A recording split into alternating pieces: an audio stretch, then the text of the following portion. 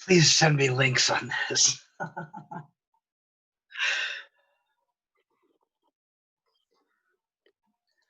Oh, boss.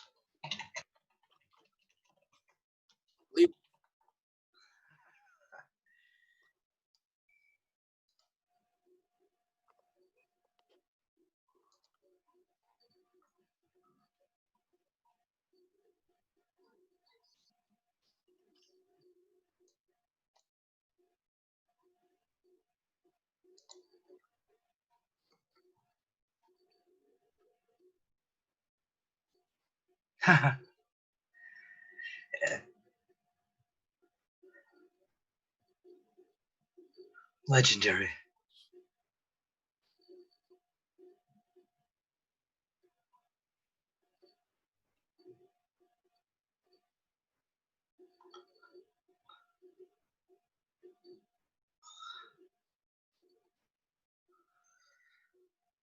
Life imitates art, imitates life, imitates art.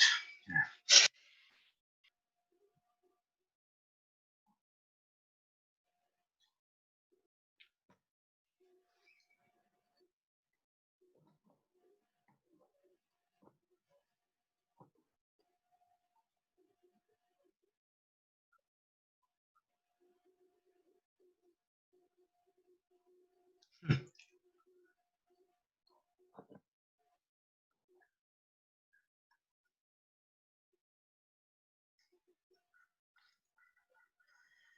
Bravo, man.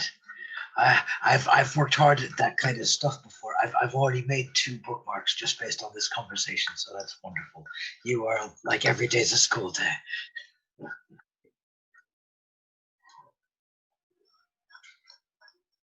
Hmm. I should have found that back when I gave a shit about singing John Anderson stuff. Oh well.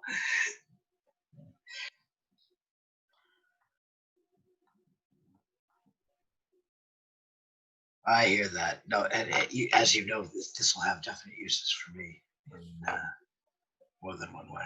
So fantastic.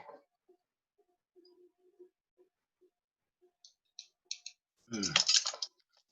Oh, I've already long since discovered that that bit's not news to me. My lower register's a geek fest.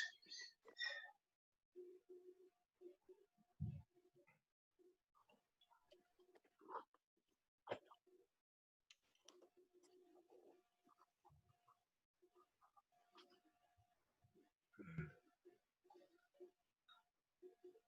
Hey, there's Sherry Tejada.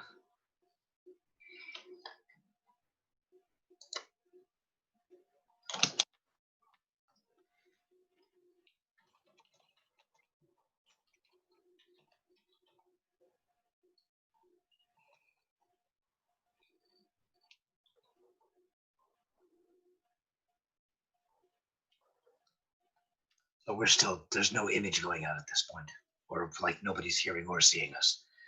Because oh, they're hearing us.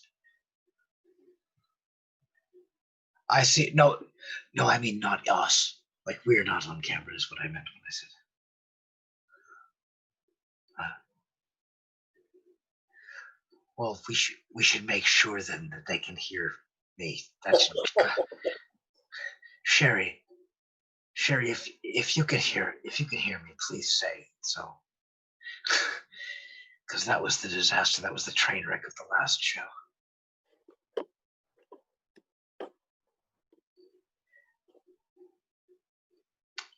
Now she hasn't responded to my message either, though. So, but we're not on camera yet. I'll see. Well, just warn me before I'm visible. You know.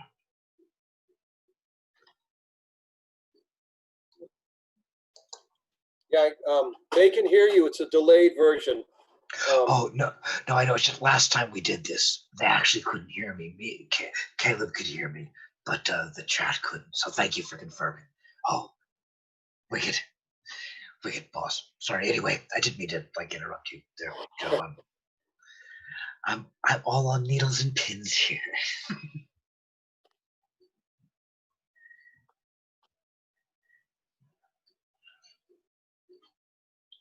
That's the one. Needless to say.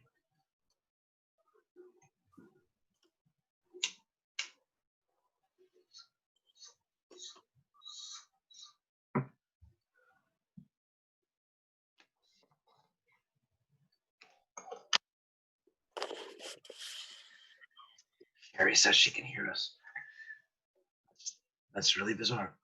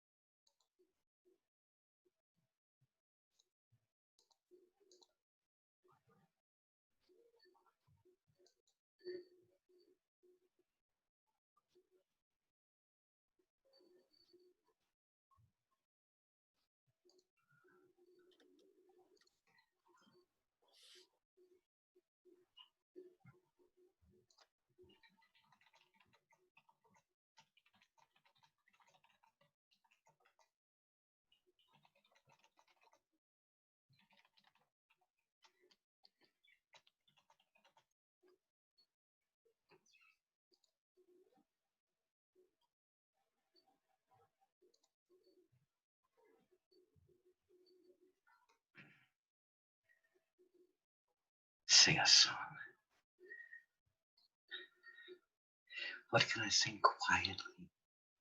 Because you see, my family's in bed. It's nearly 1 in the morning here. So I have to be. So let's see.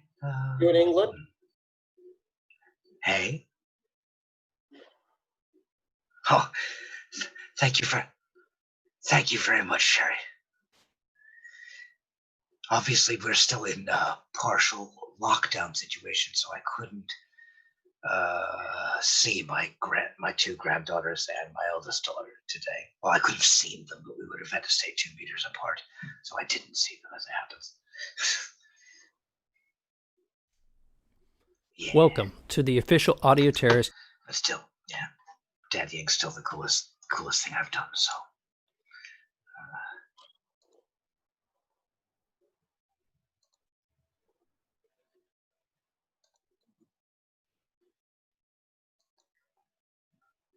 Looks like MeTube is not streaming.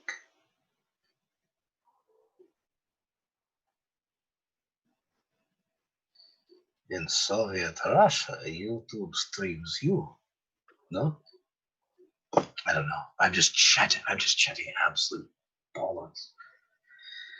That's what happens when I'm nervous.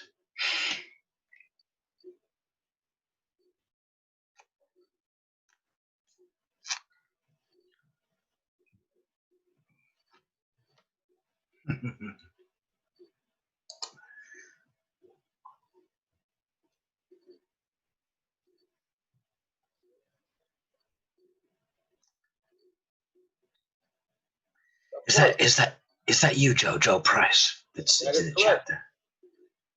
Hey there. Hey. Good to make your acquaintance.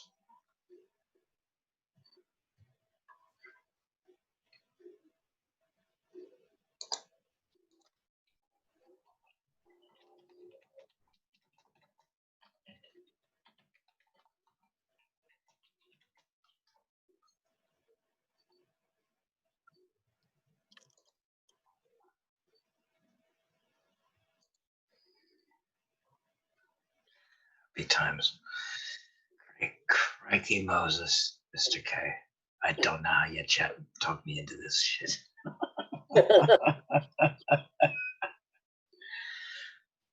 I can tell you stories. Done. So his persuasiveness is well known then.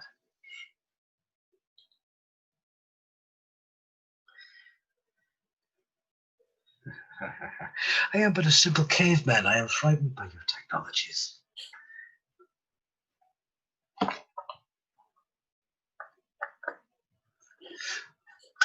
So, except for a few seconds delay, though, what I can see on my screen in the thing is what they can see displayed. Yeah. So I'm just like, yeah, okay, cool.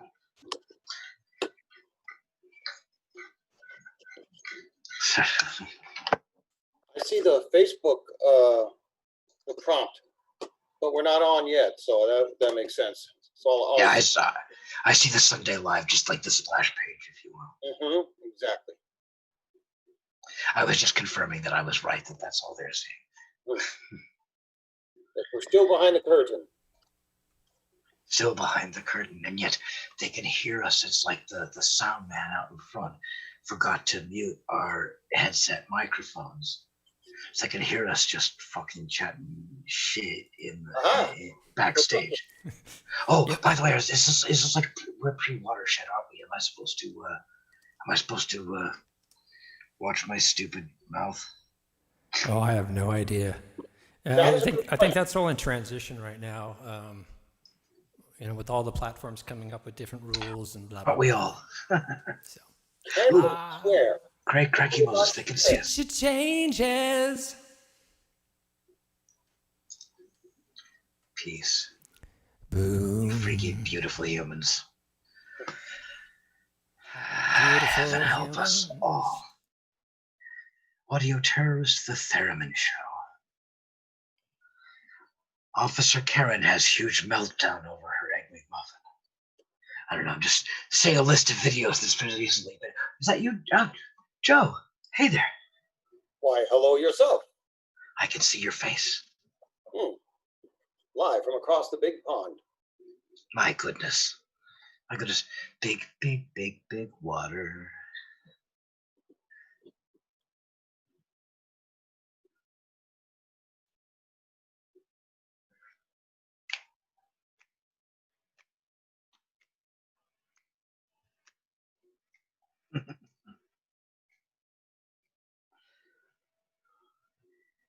Big water, you're so deep.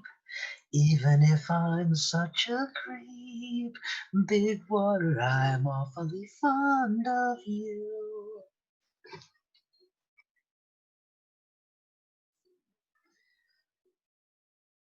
Go on, Joe, take the bridge. Not without bridge toll.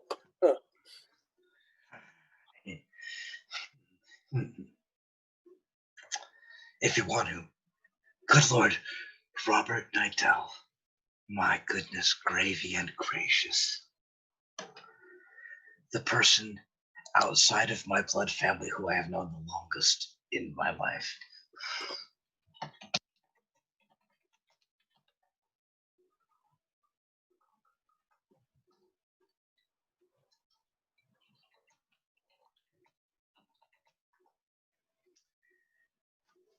I'm a shitty long distance friend, so lots of people that show up here now don't hear from me a lot.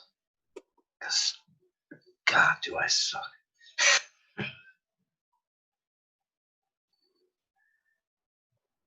That's the thing with video conferencing. No longer the excuse of you never call, you never write.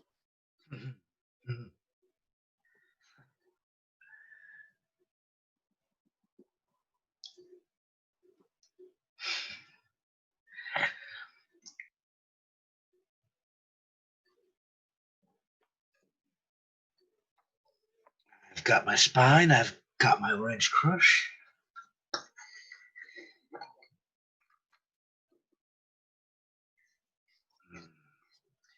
It is Catherine also.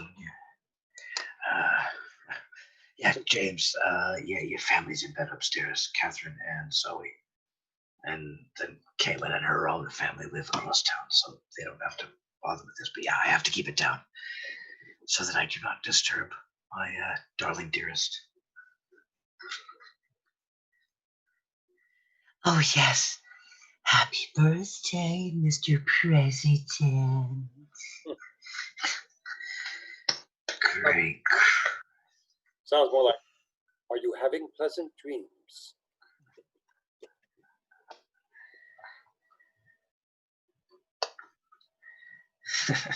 Jeez, that signpost up ahead. Heaven help us all.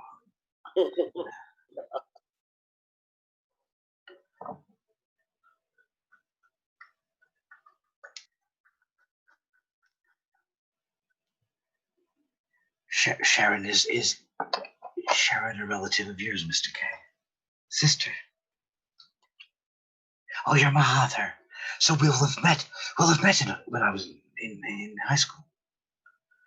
Crikey Moses. Well, hello, dear Sharon. I have to admit I can't place a lot of names and faces back from that time. So don't take it personally.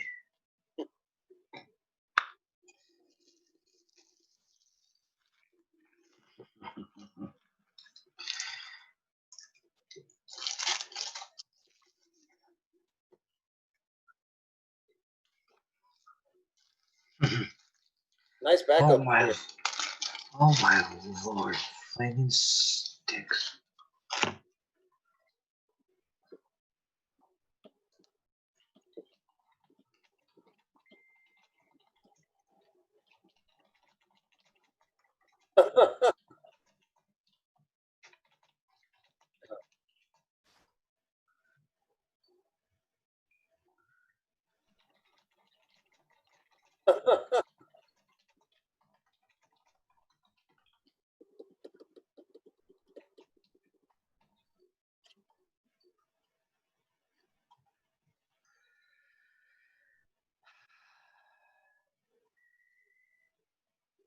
You ever hear the English expression, in for a penny, in for a pound? Yeah, that is right the space that I'm in.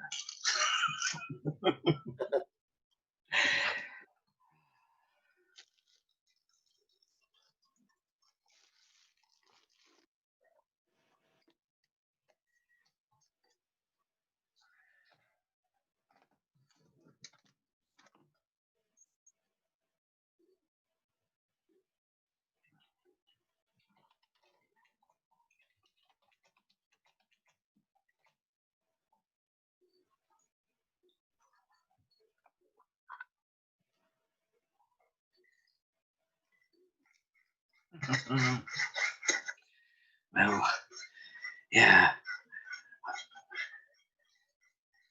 To be fair, I did of course appear on a couple of John Crewdson's YouTube things, so I'm not quite a. And of course, you and I managed the previous show here with no audio from me, which was a bit of a build up to get ready for the anxiety and then like an anti-climax in a way. So, yeah, and I was like, at the same time, I was typing at people in the chat.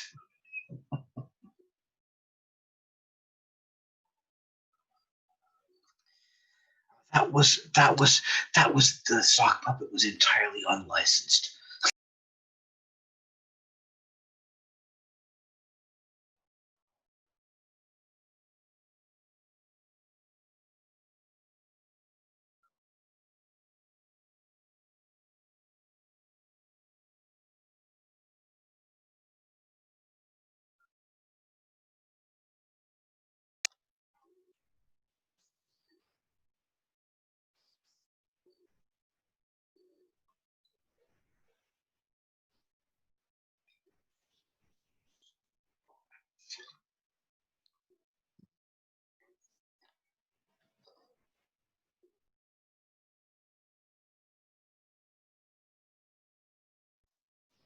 Aye, Chief.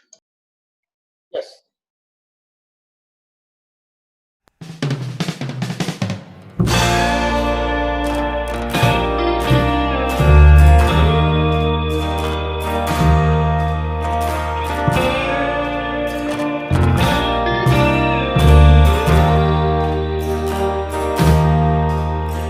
Stars, they look so bright,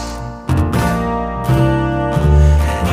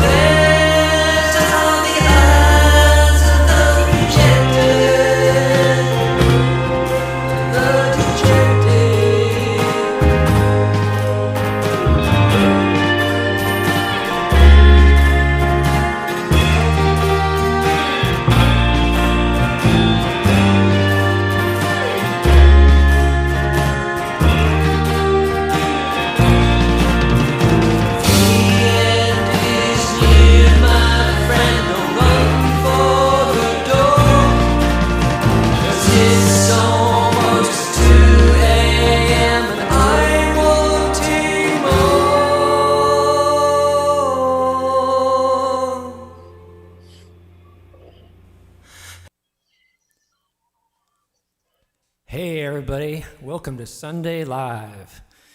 We are here today with guest Edward Keller and my new sidekick, Joe Price. Before we get to them on the show, that song was Under You. It was one of my singles 2 years ago.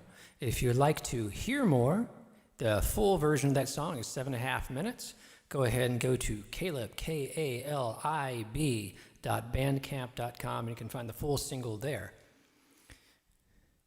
I'm working on a ton of projects right now, including a bunch of Caleb projects. We got Harvest Home, which is a soundtrack that just released last week. You can find that again on Bandcamp, calib.bandcamp.com, or go to the Caleb official YouTube site. In addition, Tapestry got global distribution just a couple weeks ago. It's an instrumental version of my first album, Brilliant Dreams. Also, I am working on an acoustic album with my producer, Tim Lehane, and Wizard on the Stairs just went out last Sunday. We have a series of 6, maybe eventually 10 acoustic and down-tempo versions of songs, either from the Caleb album, some new tracks, or the Audio Terrorist's next album, Resonator. And those eventually will be collected together into the Unplugged album. In addition to Caleb projects, Cuir Bleu, which is blue leather in French, is a band I had in the 2000s and still releases the occasional single.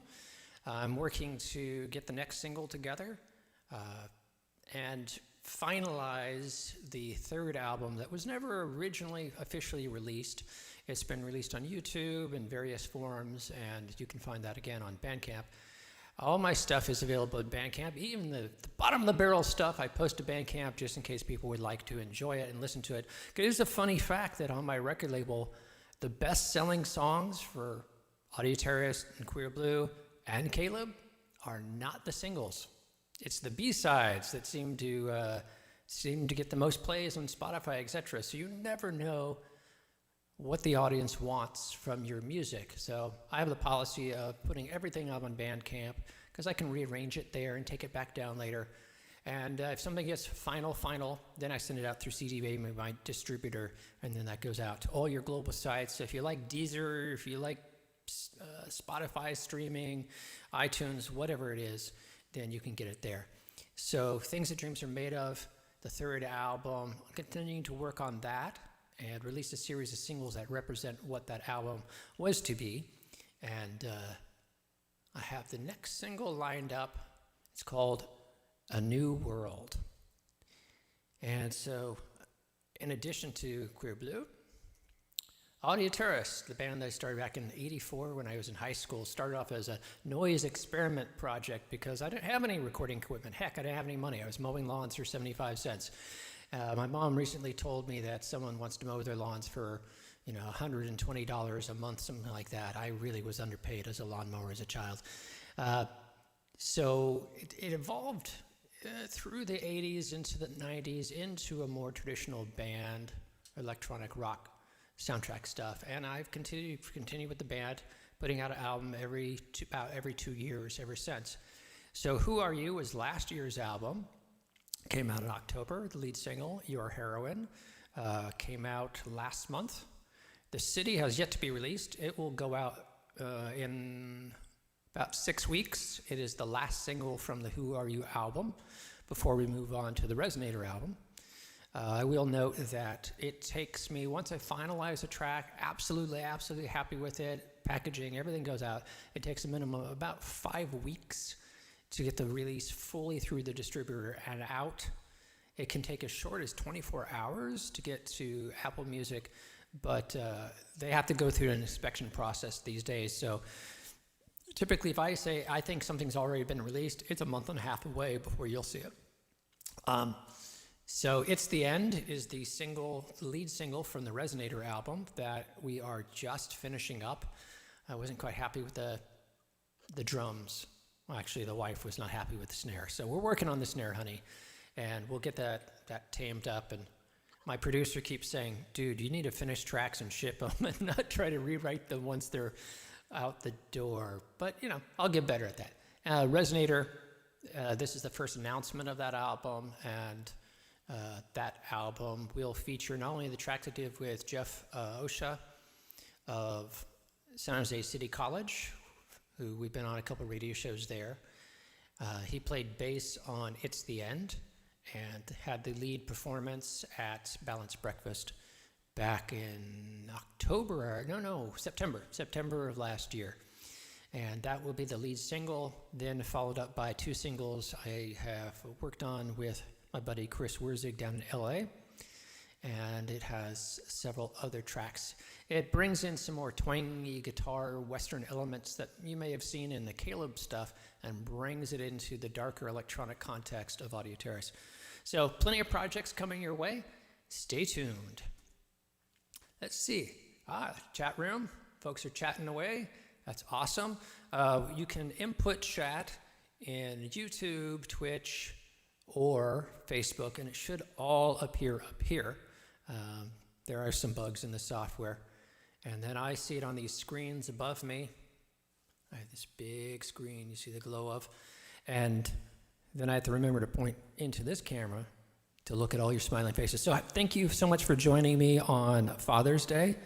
And with no further ado, I'll stop talking about myself. And let's start talking about my guest. My guest today is Edward Keller, singer, musician, songwriter. I met Ed back in high school, and we're in choir together. As a lot of folks know, again, I didn't really have the funds to start a rock band, so the closest thing I could find to doing music was doing choir and doing my experimental band, Audio Terrorist. And in choir, I met some really amazing people that had an impact on me and certainly my future music, and Ed was one of those people. Here you see a picture of Ed looking very cool there. His buddy John Rossabina, Rob Nadell, Jeff Daniels, Michelle Williams. Picture up on the top right, Ed and John in choir, figuring out parts. And below that's the year after Ed left, and his legend remained with my buddy George, who appears on one of the Audio Terrorist albums as Richard Nixon. So without further ado, with that introduction, hey, Joe, what are you doing here? This is Ed's show. But Ed, are you out there? I'm here somewhere. There you are. See, Joe. Joe, you're everywhere. I've been going through all my photo albums and whatnot, and Joe appears in all these different pictures around throughout history. No, I'm just making a joke, folks. Yeah, that's Joe. Of course he's there. I'm making a joke. I asked Joe to join in and be my sidekick after last week's episode where I sat here twiddling my thumbs a lot, feeling like I was talking to myself. So Zoom will flip back and forth from Joe to Ed, depending on who's talking or made the last sound. So Joe, you have to be quiet when Ed's being quiet. Or make plenty of noise so that nobody has to see me. No. Hey, Ed, how the heck are you doing? Well, this is an interesting experience, isn't it? But I'm good. We're still in lockdown over here, or semi-lockdown in the UK. So that's fun times. But my family's all well and safe and sane and happy. So well, happy Father's Day. Thank you very kindly, sir. And if folks don't know, Ed moved to the UK a couple of decades ago. What year did you move to the UK? It was 1996. We actually left California on the 29th of February, 1996. So it's one of those oddities, isn't it? We arrived in England on the 1st of March, though. And you are in, let's see if I can pronounce this right, Chorley? Indeed, yeah. Chorley. Just like it sounds. And where's Chorley for the guess? It's if you take a map and draw a straight line between Manchester and Liverpool, we are about 15 miles north of the dead center of that line. So what you're trying to say is you're halfway in between Morrissey and the Beatles. That's painful, isn't it? Well, that's why I always identify with Liverpool, even though technically I think we're more identified with being in the Manchester area. And more of my music is mainly influenced by people like the Human League, so that's more of a Sheffield thing. Other side of the Pennines. Yeah. So I have friends in Sheffield. It's over on the west side, right? Yes. Oh no, east side. No, they're on the east. Yes. Yeah, they're on the east. You're on the west side of the Pennines. Hi. Oh, we got some texters here saying, yeah, it's still in lockdown, etc. And cool. Yeah. And there's this guy named Ed Keller that says, "I love this track." Who do you know this guy? No, it was. Sorry, you go first. No, I was just saying. You told me to shush with the microphone, so I was on mute. But you were spinning your opening track, and it was just totally awesome. And so I had to say. I have to give a shout out on that because that track is a cover tune. A buddy of mine, Eric Jorgensen, who lives out in Russian River, whose wife is my chiropractor in the Bay Area, Carol Waltz. Check her out in Oakland if you're having any spinal problems or aches and pains. Go check out Carol Waltz. She's a fantastic holistic chiropractor and more. And Eric had a band called the Ballistic Missiles, and that was from the last Ballistic Missiles album before he started working on his solo album.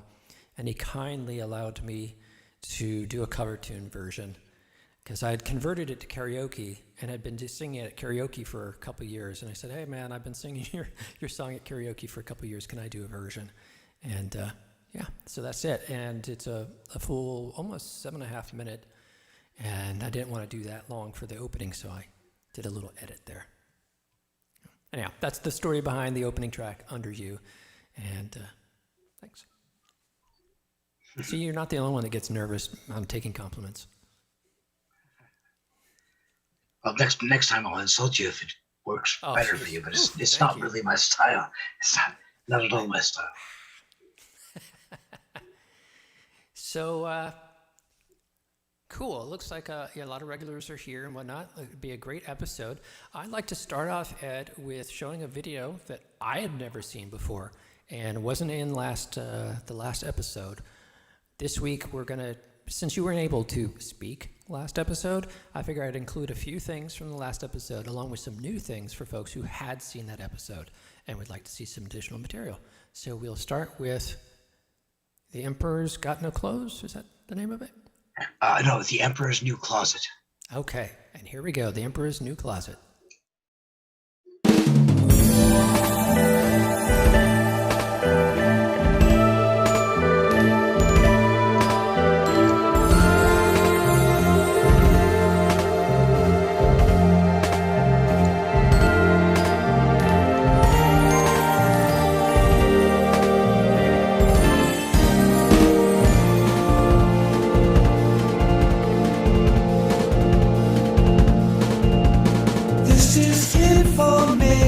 Deformation is its own effect and cause. Pull the gauze away and you'll see what the think tank tailor knows. We'll all reap what he sows into the fabric like magic misdirection side of hand. No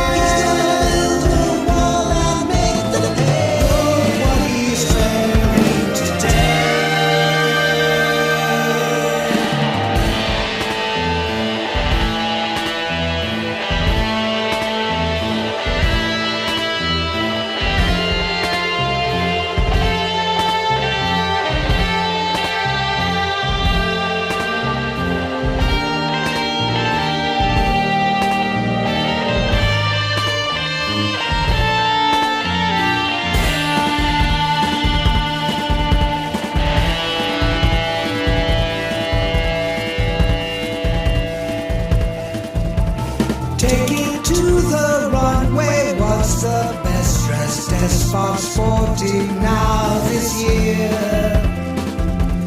You can hear the checks and balances just crumbling away. Each dogma has its day in the spotlight. It's spotlighting the winners this year's prize. Have a try. Yank the flag from your eye to empires have to fall. Yes, it's a trend, and it leads to an end. Save them after all. Have a try. Yank the flag from your eye to empires have to fall. Yes, it's a trend, and it leads to an end. Save them after all.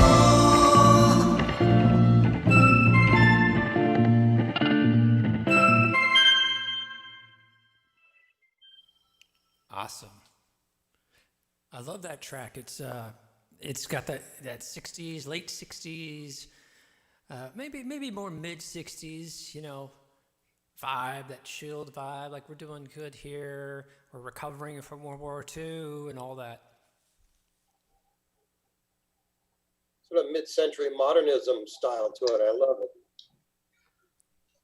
I think of it as being quite Burt Bacharach. Yes. And the vocals reminds me So- of someone. Well, obviously that is by a long shot not something I can take all the credit for. The original music track originates with a guy named Mark Tierney, who goes by the name Tatter, and he's a mate of my current sort of full-time collaborator, John Crudson.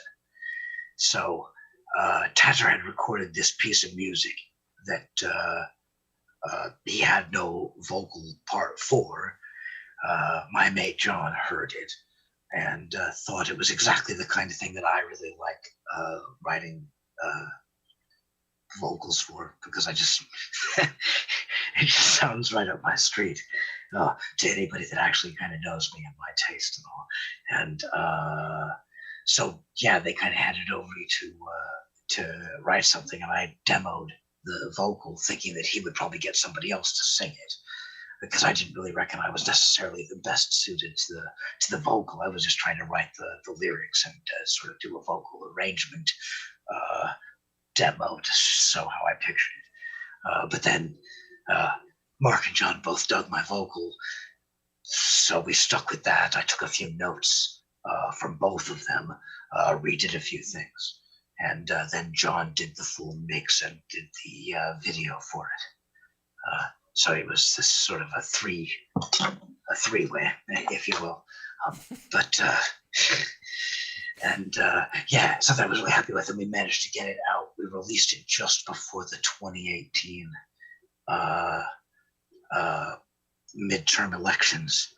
When we were hoping for sort of a blue wave in Congress, and we got it in the House, and not so much, not in the Senate, sadly. But obviously, this is me watching from a distance. But even so, I'm still like rooting for the good guys. Well, I'd say you have your challenges over there in the UK as well, and that's global. That's human. You look at human history, and I think the song, while I picked up on the references this time, sitting here listening more deeply than when I was playing it, setting up the show, and but it also strikes me the universality of this, which is that there's always times in which people with good hearts and meaning well contribute to a society's development. And there's always been the ruler kings who focus it on themselves. And it's true of singers. You'll see a singer who will perform, and you can tell it's all about them. I'm not going to name famous names, but I've seen them. I've attended their concerts, and for me, singing is performing to give to others. And if you give them something they find cool, they'll give you that love back, and you get that wheel going. I've talked about it on other shows. So I feel like even though the song is a political, social critique and applicable to my times, I think it's also very universal. And that comes across in your vocal. Thank you, mate. I do always try to anchor things in the specific, but use those references to make something that's more ambiguous and therefore mappable onto other stuff. So thank you, because that's exactly what I would want. So It applies time and again. cheers. Yeah, I don't think this will be the last time this song will be applicable in human history. Unfortunately. Yes, sadly, we do have a weird habit of selecting the very worst of us when it's even up to us. That's the weird thing. It's one thing when the very worst of us comes to be in control because we have no say in it at all. But it seems that even in societies where we have, at least to some degree, a voice in it, we still manage to put the worst of us in charge time and again. Well, think Now, about as you referenced what was going on in the UK right now. If it wasn't for the Trump administration, the UK would look like the biggest shit show in Western modern history. It's unbelievable.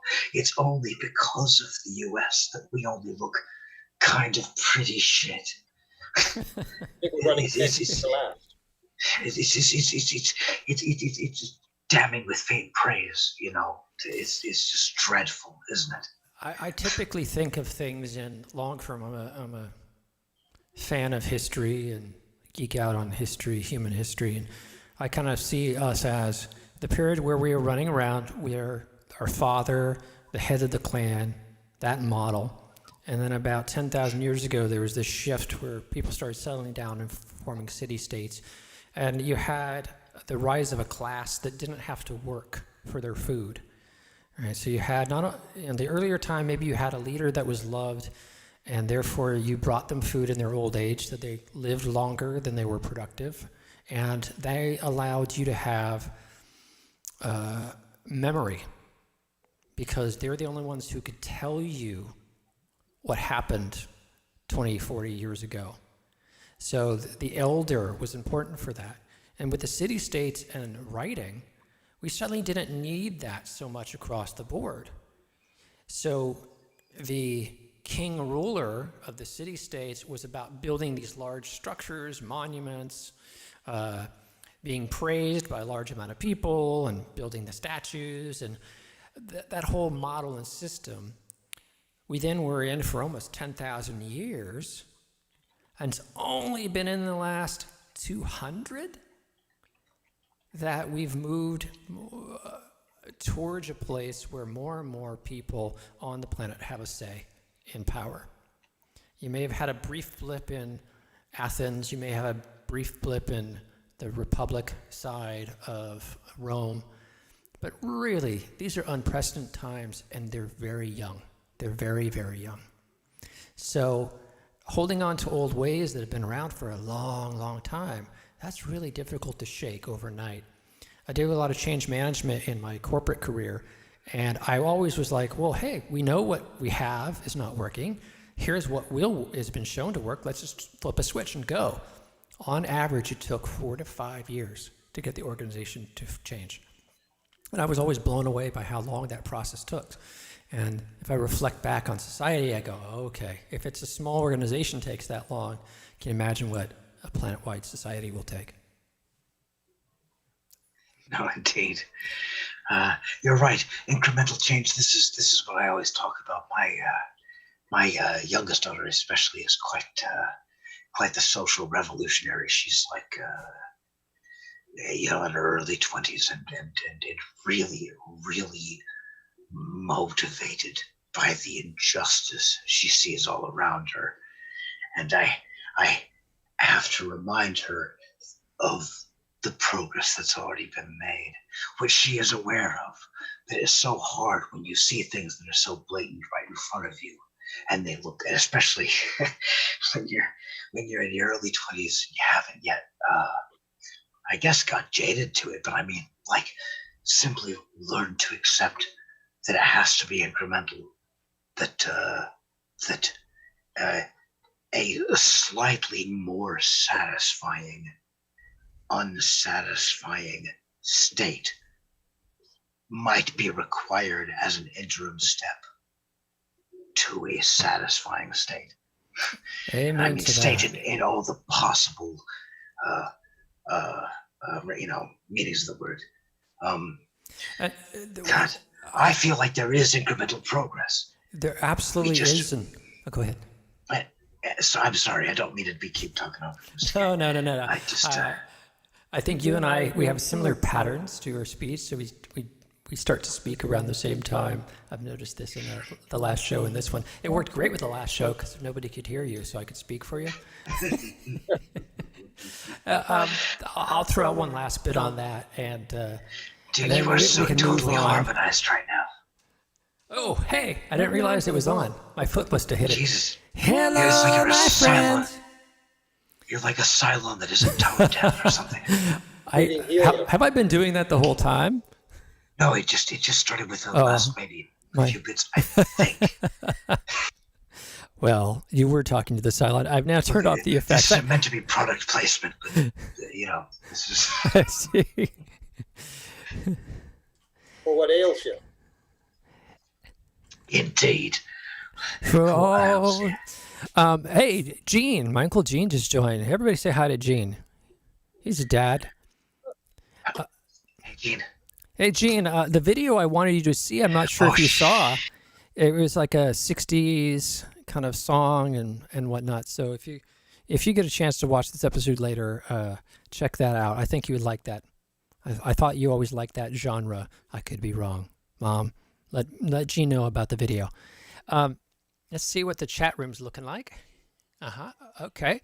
Welcome, Annette. Welcome, Gene. Welcome, Tim. Rob was already here.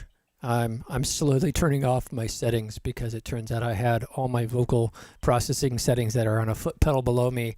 I have bare feet and I was fidgeting around down there and apparently turned on things like this. Let's see, who else? Cool. Well, welcome everybody. We are here talking with Ed Keller, who is a buddy of mine in high school and had a big inspiring influence on me during that period on my music and my artistic career. And he was on an earlier episode, and unfortunately, no audio was coming through. I could hear him, but nobody else could hear him. So I've asked him to come back, show some new videos. We'll re-show some earlier videos, and you could actually hear him speak using his voice. And I want to have one more comment on the topic that we're talking about. We showed the Emperor's New Closet. Is that the name of the song? Did I get it right this time? Yes. Okay. Yes. We'd watched the video for the Emperor's News Closet, and I just said News Closet. That's News a good Closet. name. That's a good name too. And we were talking about society and change and history, and to the last thoughts I want to put in people's heads who might not know their history.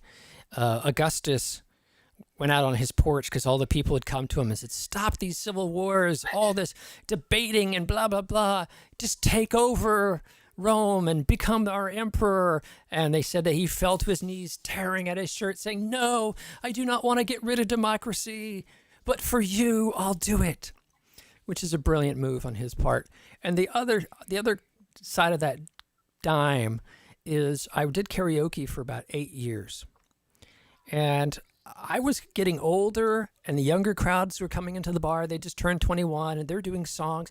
And all of a sudden, they were doing these songs that I never would have thought they would heard. They were doing all these classics that I knew. And I started talking to them, and the 20-somethings had no sense of this was 80s music, 90s music. It was all just music. Everything just flowed. And that stretched out into culture, where all the barriers or boundaries that I grew up with, they didn't see. So I'm looking forward to, what was that, Joe? Information age. Yeah, it's a whole different mindset, and it will be interesting to see what they do with all this. All right, so without further ado, hey, Joe. Joe has agreed to be my sidekick on my weekly show so that there's always someone talking, not just me. I can explain. And if you haven't had the chance to see Joe's earlier episode, we did like a 2-hour episode a couple weeks ago. Check that out. Joe's a great writer, storyteller about the San Francisco Bay Area and his trips around the nightclubs and motorcycling, the back roads. So check that episode out. Hey, Ed, I'm going to play another new video that I hadn't played before. And then we'll have you talk a bit about the song. Sound good? Wicked. Yeah, go for it. Awesome. I don't even know which one you're going to play. So, Unfortunately, I don't know either because I shortened the names when I was setting up the show, so it just says Ed Plastic. So what's the name of the song? Oh. Do an introduction. Well, indeed.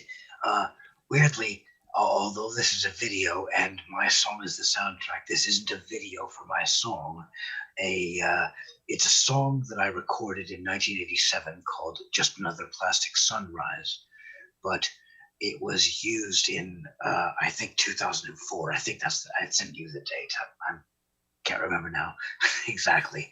But a guy that I worked with named Mike Seed, his girlfriend at the time, now ex, but was doing a university degree in film or whatever, and was looking for stuff that she could use that didn't have a copyright problem, essentially. And it happened that I had lent Mike a copy of my first album, which had Just Another Plastic Sunrise on it. And Charlotte asked, could she use that as a soundtrack for this art film that she had to do for a university assignment. So the art film is called A Threnody Amongst Flowers. And it stars a male lead that is Michael Seed, the guy that I used to work with, and the soundtrack is the song from my first album. The album was called "The Vanishing Fragrance of Lilac," and the song is Just Another Plastic Sunrise. So Fantastic. there it is. Another Plastic Sunrise and the art video to go with it. Here it comes.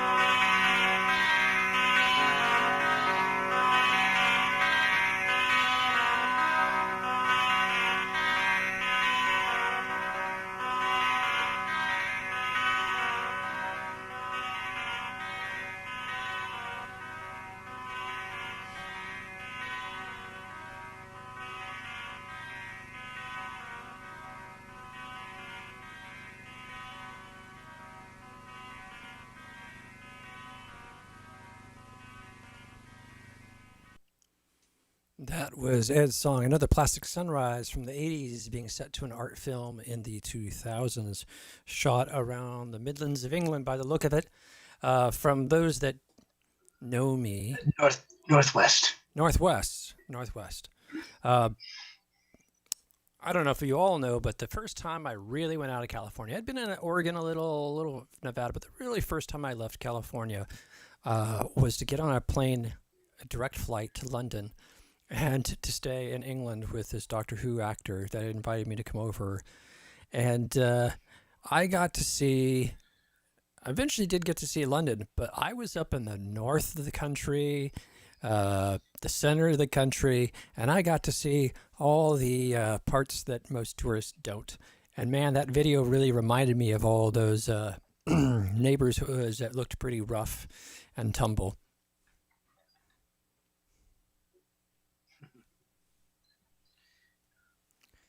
Hey, Joe, Yes. you've not heard Ed's stuff before. What are your thoughts on Ed's music and these videos? Well, Jesus, don't ask for a live review. Wicked. Hey, Ed, are you feeling nervous yet? Hey, this is awesome. This is only much worse than I'd expected. yes, that's Hey, right. folks, who are my future guests, give you a We're sense of what can happen here. talking right over Joe's opinions. Oh, sorry. Hit, Joe. hit me with it, Joe. I like the filming of it. The industrial style neighborhoods were style. The industrial element of the neighborhoods and the background. It was a little bit reminiscent of the Smiths. Stop you if you think you heard this one before. And they're riding bicycles through the Salford district, near Salford Lads Club and the semi-industrial working parts of Strange Ways in Salford. That's kind of it was filmed around Manchester and Warrington. So yeah, no doubt. That's all to do with Charlotte. I had nothing to do with making the video, but yeah, I thought it was nifty. The music, the mood of the music and of the video, they seem to coincide pretty well. I love the music. It's timeless, and it's somehow it speaks like post-British invasion in a style, and yet it's not confined to that. It's something. It's very listenable. Thank you. Thank you. It was never actually a track that I expected people to have particularly taken to, but Charlotte liked it enough to want to do her film to it, and I'm like, please, give me an opportunity for somebody to hear one of my songs. Just you go for it. So some tiny handful of people like it. Her class at uni, I suppose, will have heard that, and whoever had to review it for to mark it. To give it its grade. It's when you hear good music, but when you hear the good music and it's applied to something visual, you can hear it in a whole new context. Mm. as it relates to the visual, in this case, the video, or it could be a movie scene in case of some movies. You hear the song in a new context, and it comes to Indeed. life all over again. Indeed. Indeed. A very good friend of mine, Martin, and I have spoken recently quite a bit about the effect of songs that appear in television and movie soundtracks, the way they can be used to such dramatic effect. So, yeah, absolutely. And thanks anyway thanks for the exposure, for crying out loud. Well, you've got great stuff, and I've loved it. And again, I knew that there were people that that really enjoyed your '60s vibe to your music that you were doing in high school with all the Beatles covers and whatnot. And I knew that had influenced you in your later music. But a lot of people that I'm still in touch with that know of you from high school might not have heard your music. And so I really wanted to do these episodes to give them an experience of hearing your stuff from the 80s, 90s on up to now. Well, wicked. I mean, thank you. This is a little bit outside my comfort zone and everything, but at the same time, you challenged me to rise to the occasion, and I'm on it. So, just like when the song, in Turnstile, Way to Somewhere. For some reason, when you throw a challenge at me, I feel oddly compelled to respond. That's what you were saying. You were saying Joe could attest to the fact that you have this effect on other people. Well, I was just asked the other day to help the band that's now the house band for the autonomous zone of Seattle to help with their promotion. So I'm going to be talking to them tomorrow. So I guess they based it on a speech I gave back in October about money and music and the music business and whatnot. So they've got a lot of attention in the national press now because they were the band that soldiered on as the police were tear gassing them. So they're like, oh, what do we do with this fame that we now have? Hey, we remember this guy back in October that was shooting his mouth off. We should hire him.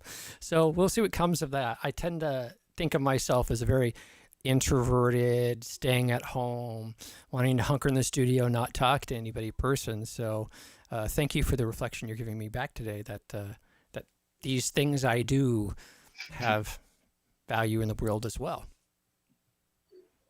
Goes both ways, my friend.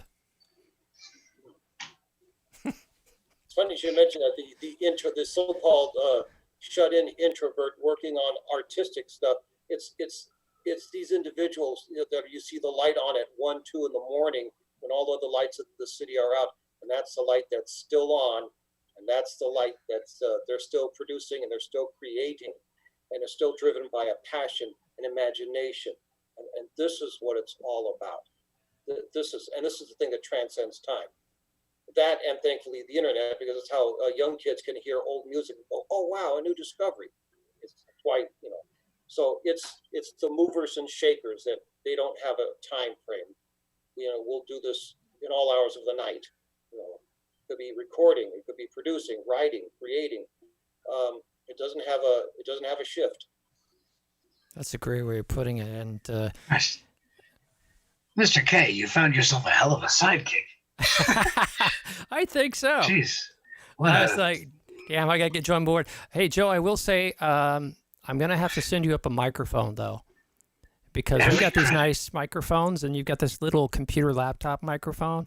And the level difference between us speaking on the broadcast and you speaking is enough that I want to make sure we pump up Joe.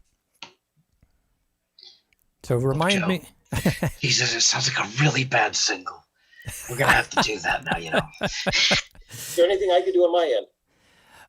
Not right now. So just this is a reminder. Reach out to me tomorrow, and let's talk about it.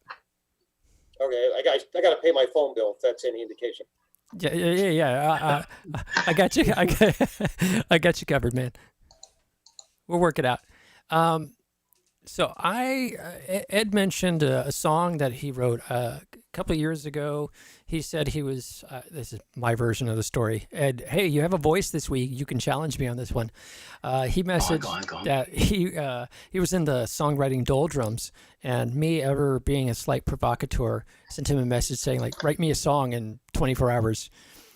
And he's like, okay. And boom, I got this demo the next day. And I was like, that's cool. And he called it Turnstile, which was his nickname he gave me in high school.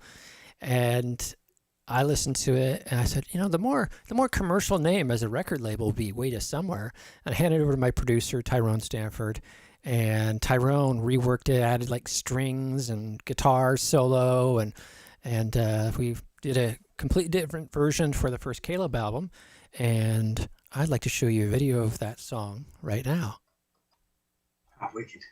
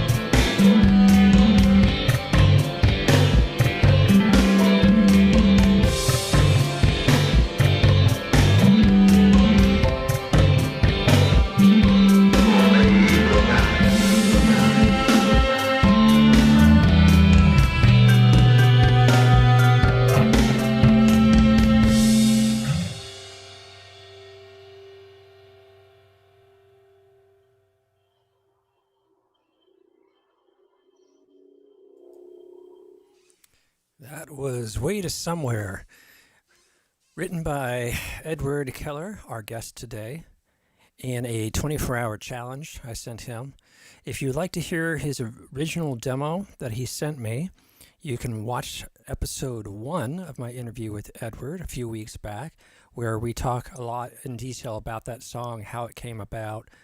I'd like to add to that Ed was talking earlier about the art film that was done on top of one of his songs, or the video that was done where he wrote material on top of someone else's music. And it really calls out that artists aren't isolated. It is extremely, extremely rare that an artist you've heard produced their track all themselves, sung it, wrote the music, everything. Art tends to be a collaborative process. These days, even more so, if you look at hip-hop hits right now, there's like 10 songwriters on it. And this is no different. A lot of famous bands I loved for many years. It was only when I got into high school, and James Tejada, who is here, and his wife Sherry, watching the show, he started delivering records to me and explaining who was in the band, and that person went from this band to that band and added this guitar. I hadn't thought about it, beyond that there were 4 Beatles and they played these 4 instruments. And more you look at the music business, more and more you realize this is the norm. So Ed wrote the song, submitted the demo to me. I then renamed the song, gave a context to it. I was in Boston on a business trip, and I was in the Commons, big square where people can do public speaking and whatnot. And I was seeing people rush all by me, and I heard the song in my head. I'm like, it's Way to Somewhere. All these people are going somewhere. And I started with that idea to do the song. I did a scratch demo of my own. And then my producer, Tyrone, got involved. And while I was at my day job, he was cranking away in the studio. And he added all this cool bass lines and guitar parts.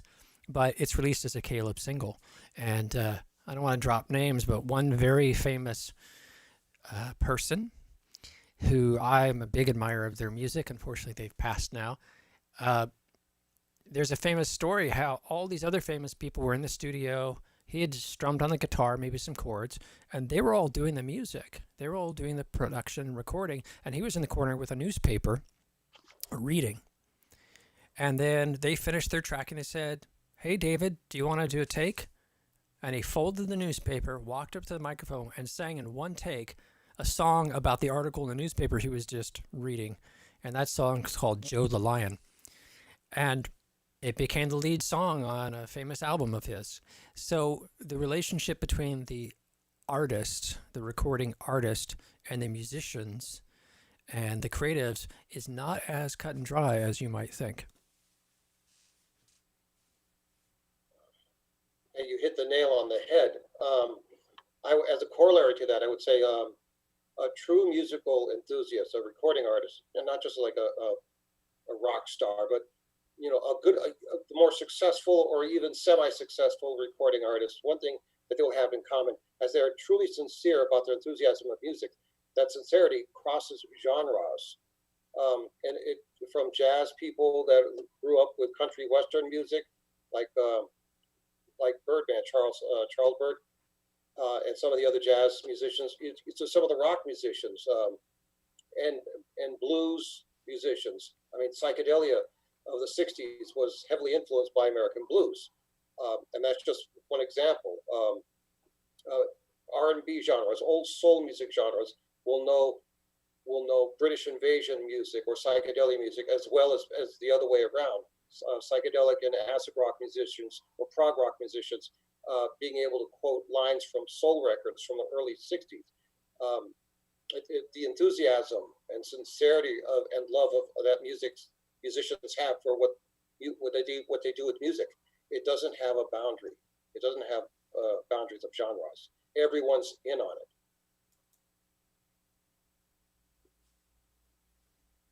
Authenticity is universal.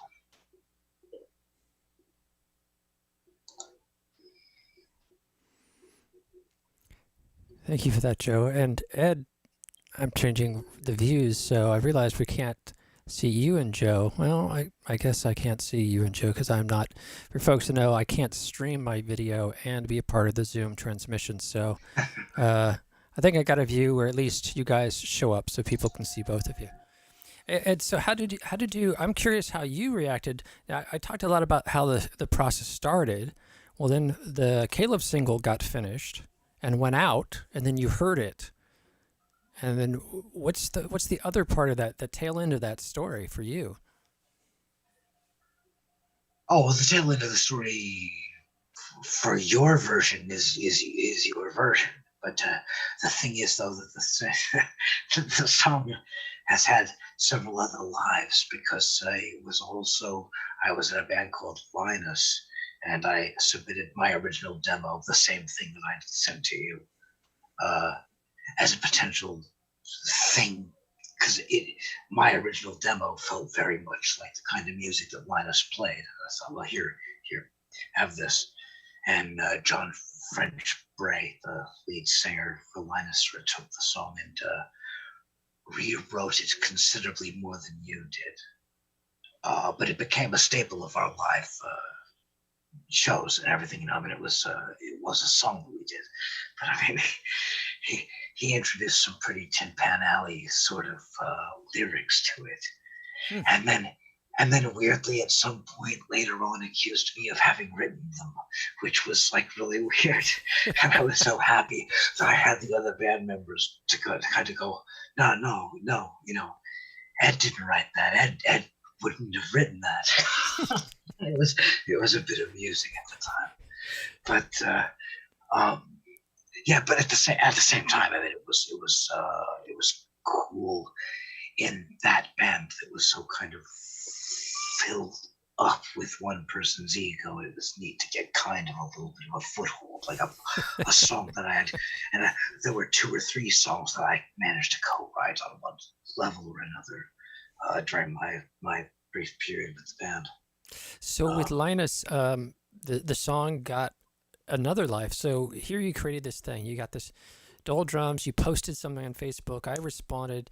That triggered something. You wrote this song. You said about you wrote it for my voice or something like that.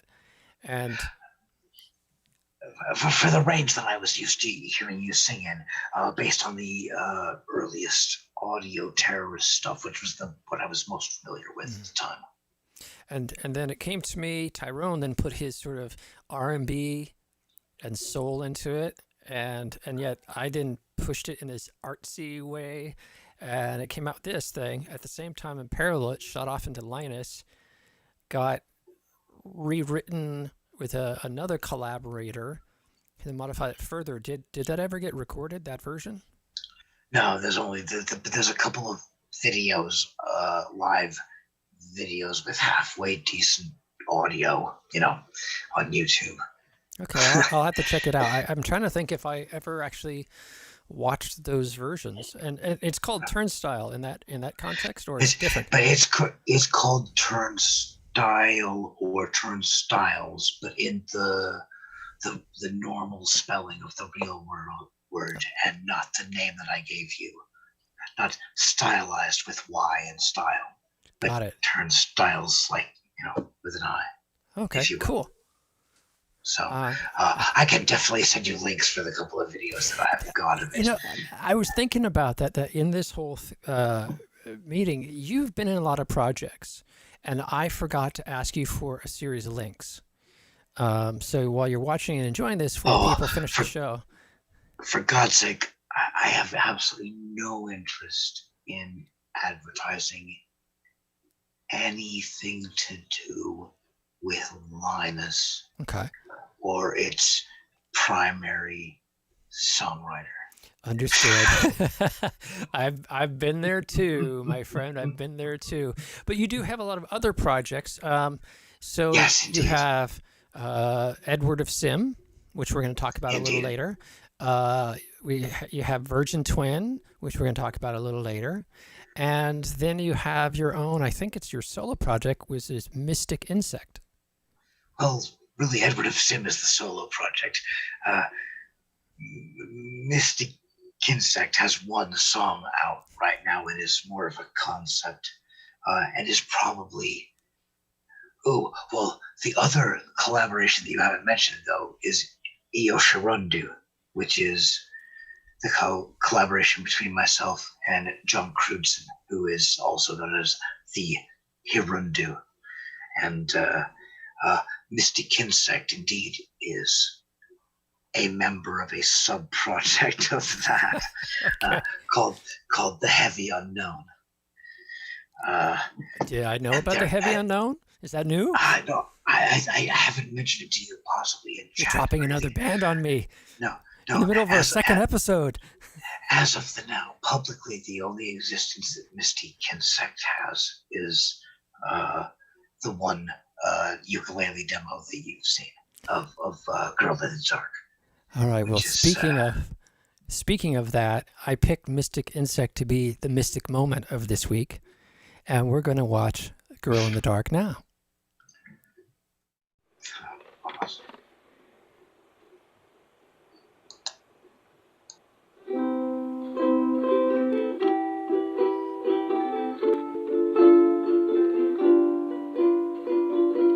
Hold on to your heart, girl in the dark. I'll do my best to let some light shine through on you. You deserve to be outside, but I fear we'll never know you. I'll never get to show you what it means to be alive. Hang on to yourself, girl on the shelf. Please never feel ignored or left behind in my mind. You'd be so damn good at living, yet it still will be denied you. Couldn't lose you if I tried to, but you'll never come outside. It's all too real.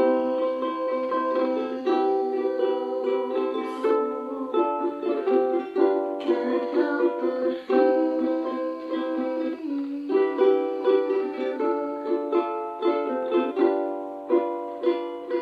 Try not to cry,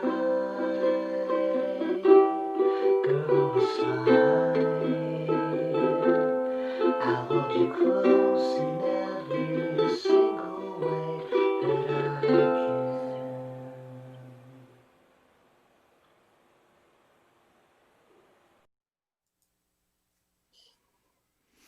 I love that song. Just like immediately, it's like I've taken a yoga class for an hour.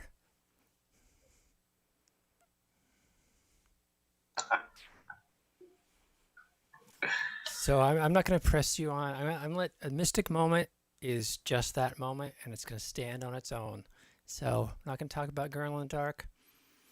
What I would like you to talk about is you said you have an upcoming album project, and I've got the album cover right. How can I point that direction? There, right there. Lol. So is this a Edward of Sim project? Yes, it's the seventh Edward of Sim album. If we're talking about My Brain Still Hurts, yes, there we go. Yes. Yes, indeed.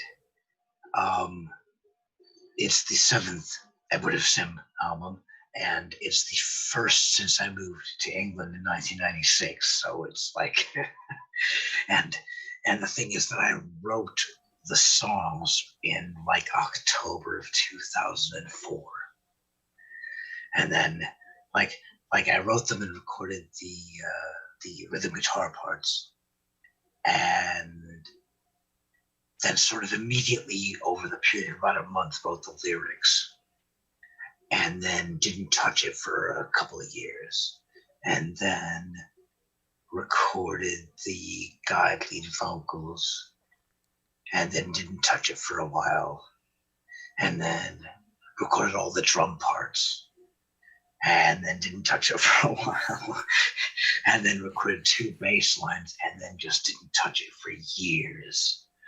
And just now, I have finally got back in the right headspace to. I've just finished doing all of the bass lines for the rest of the album, and I've got 9 instrumental parts to play. Tidy up some of them because it's somewhere along the way there I recorded some backing vocals as well. So that needs tidying up and finishing. But all of a sudden, this project, this spontaneous project that I've been working on since 2004 is about to get finished theoretically.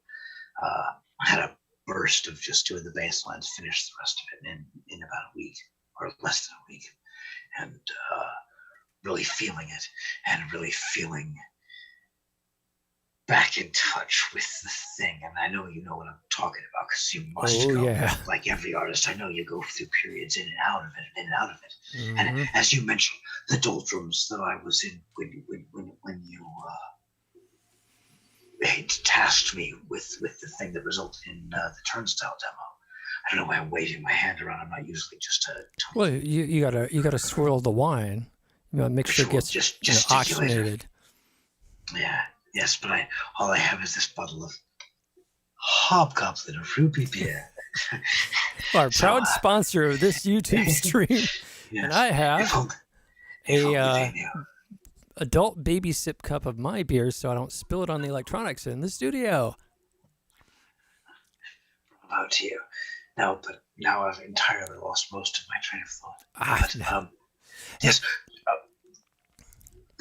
I was going to say though, just going back to the Turnstile thing was that song was also my original demo was also in the bucket of songs that John Ross and I were drawing through when we were creating the album that became Pure Magic.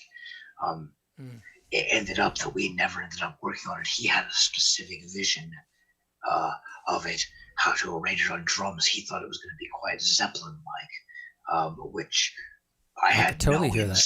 I had no insight into it at all, and never got to hear him demo what that would have been like. And indeed, my original demo also sits in a bucket right now of songs that John Crudson and I might use for either the Heavy Unknown project, which is a thing that he and I are doing with my daughter Caitlin, or who the hell knows what else. So I see us as artists, we're not so much. Our role isn't as producers. Producers are producers. We are people who create seeds, and we plant those seeds around the world, and we influence people completely unknown. In the late 90s, I got contacted by someone in Czechoslovakia, said, "Hey, can we play your song on our radio show?" I'm like, why would I say no? Go for it.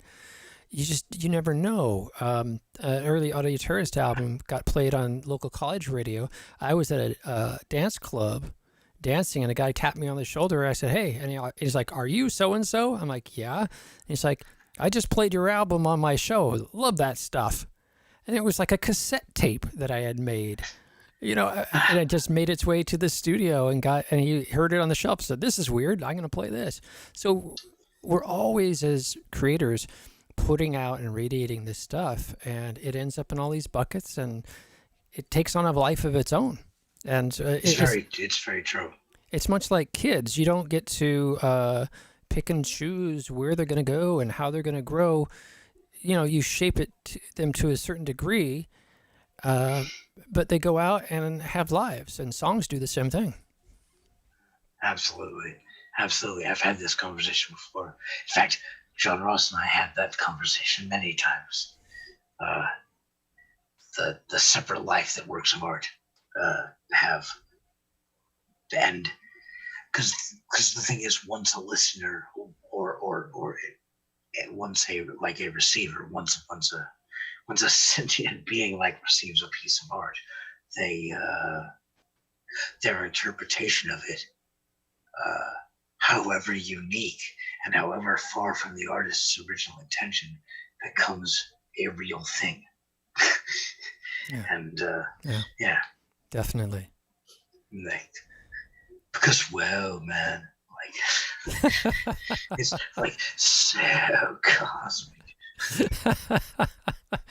Yeah, well, it's an interesting thing. I will have to have a third episode because I have like 20 topics in my head I want to touch on or detail stories. I'll just leave you on this, that when I was wrong or right, when I was in my bachelor's program in a music class, the professor claimed that there are many instances of famous music being composed around the world at the same time with people that had no cultural connection or no way to know about each other.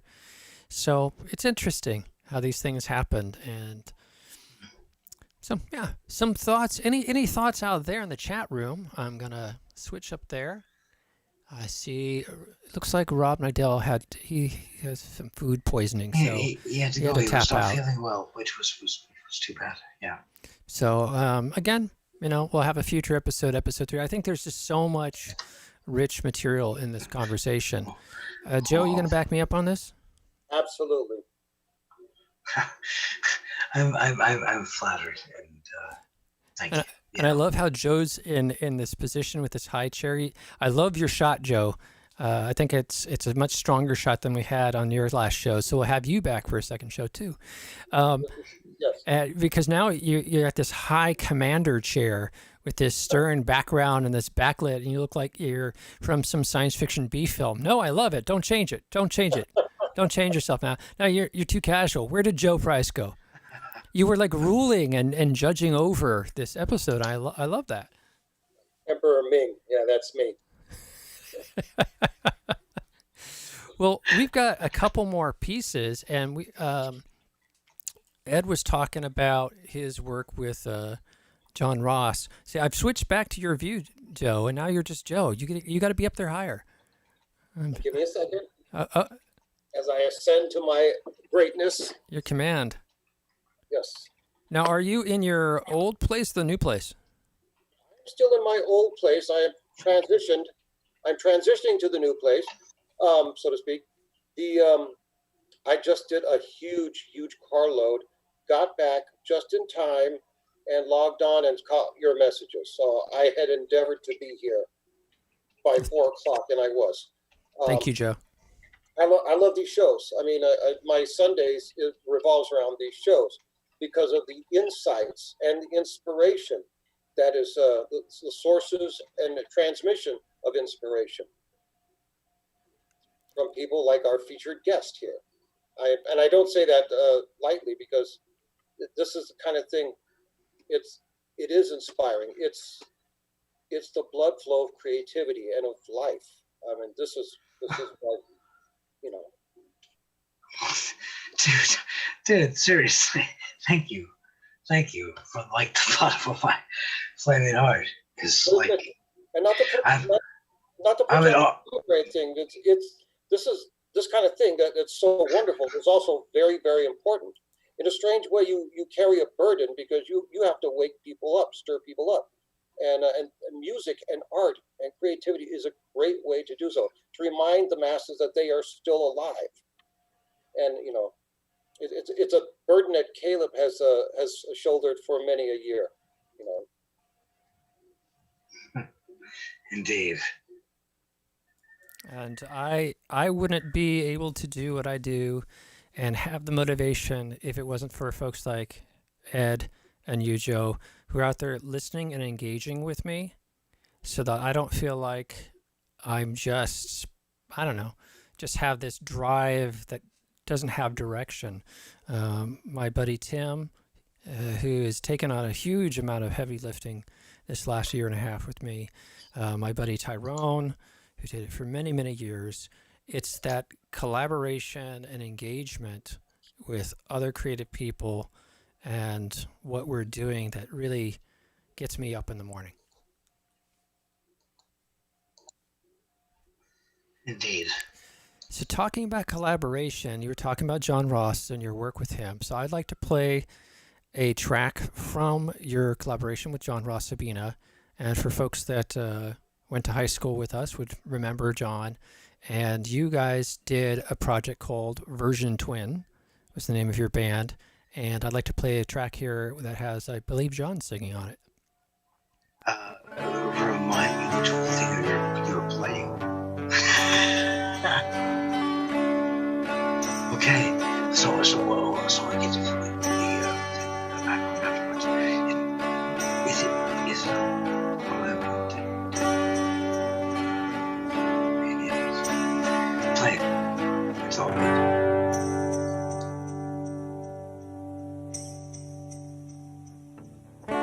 I don't want to be your prisoner under lock and key. I don't want to be your soldier of fortune running to victory. I won't be a marionette nor your deuce of spades. I can't be your Lelio yet. We haven't reached that stage.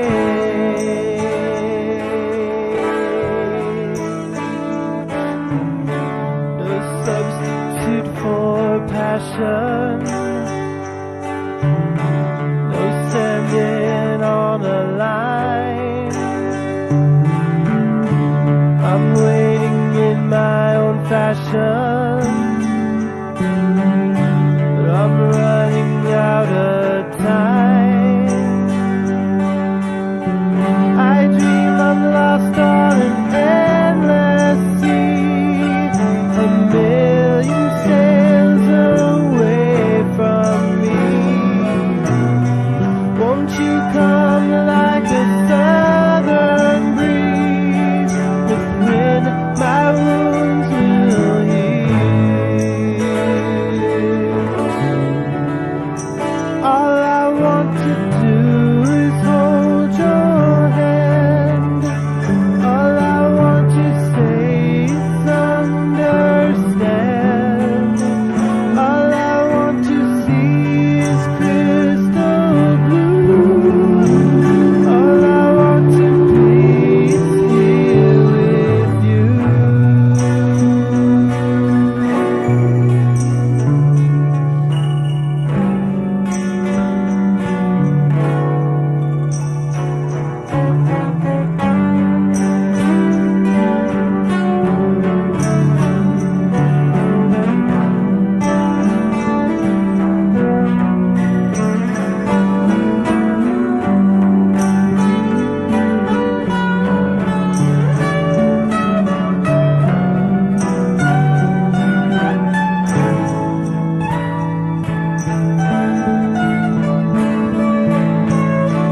I see you smile and I want you so bad it makes me cry. I see the light of a million fires burning in your eyes. All my love is a wilderness. My heart's an open book. Won't you come with your sweet caress? Give this yellow pale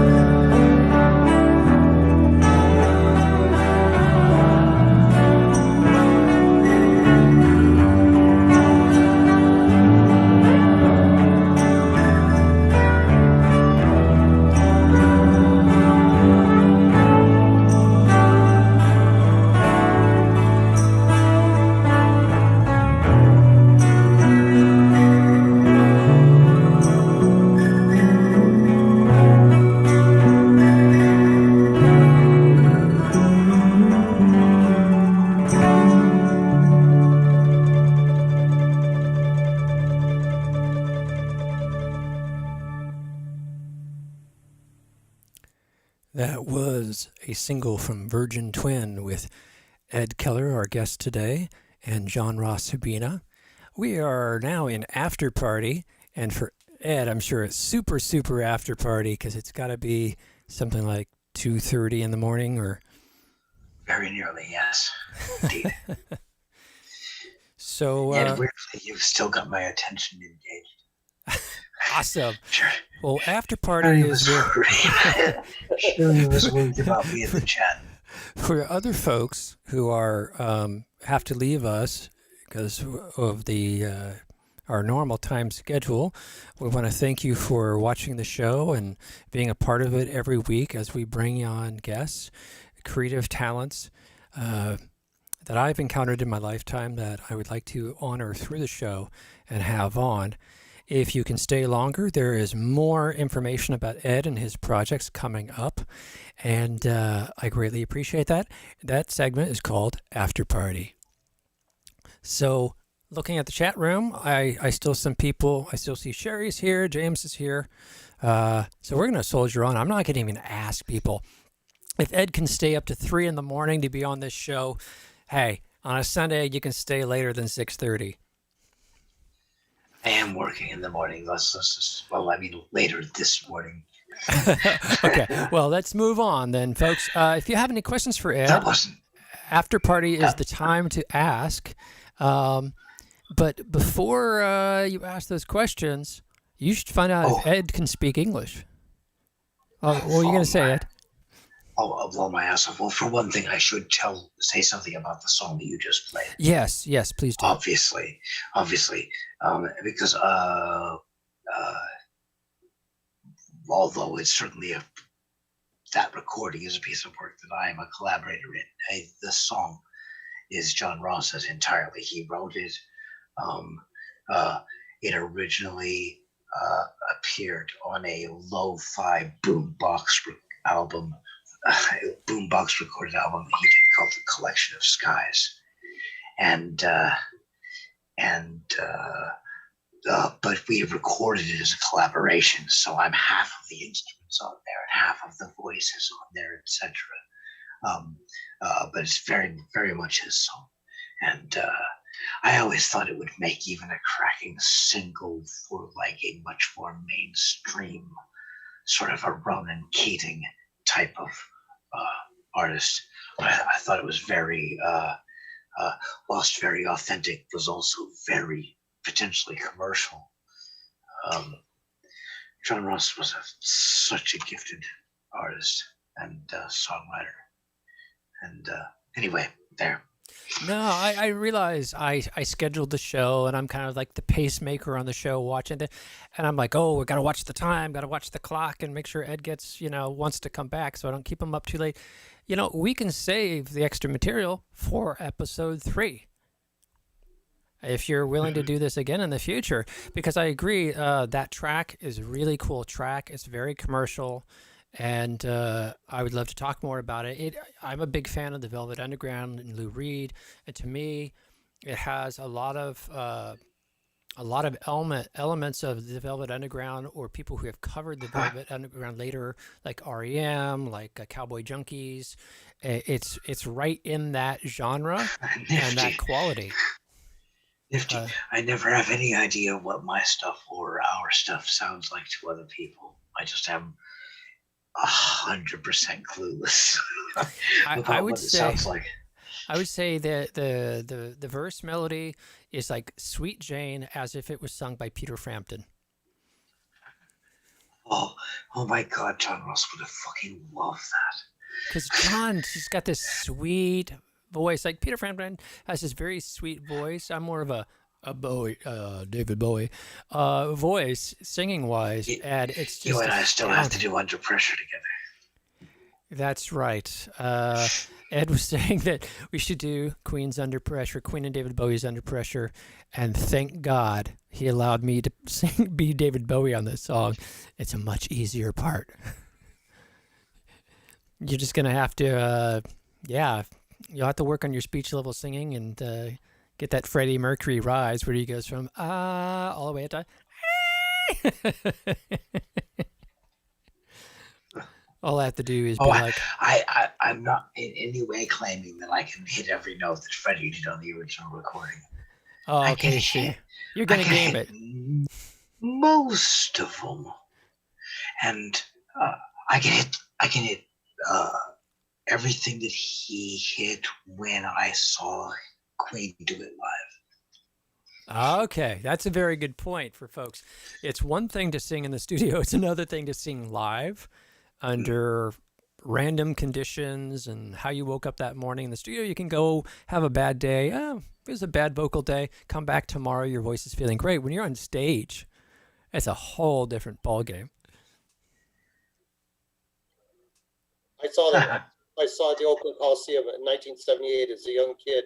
Freddie Mercury was on his game in front of tens of thousands of people. Didn't miss a note, however high, however low. He was in rare form. Yeah, he's definitely the only time I've ever sung under pressure and did the Freddie part. I did nail it once. But man, I had a vocal coach going on a weekly basis at that time.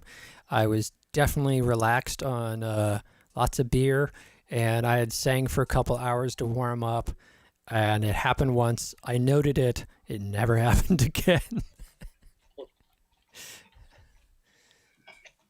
Yeah, he was incredible talent.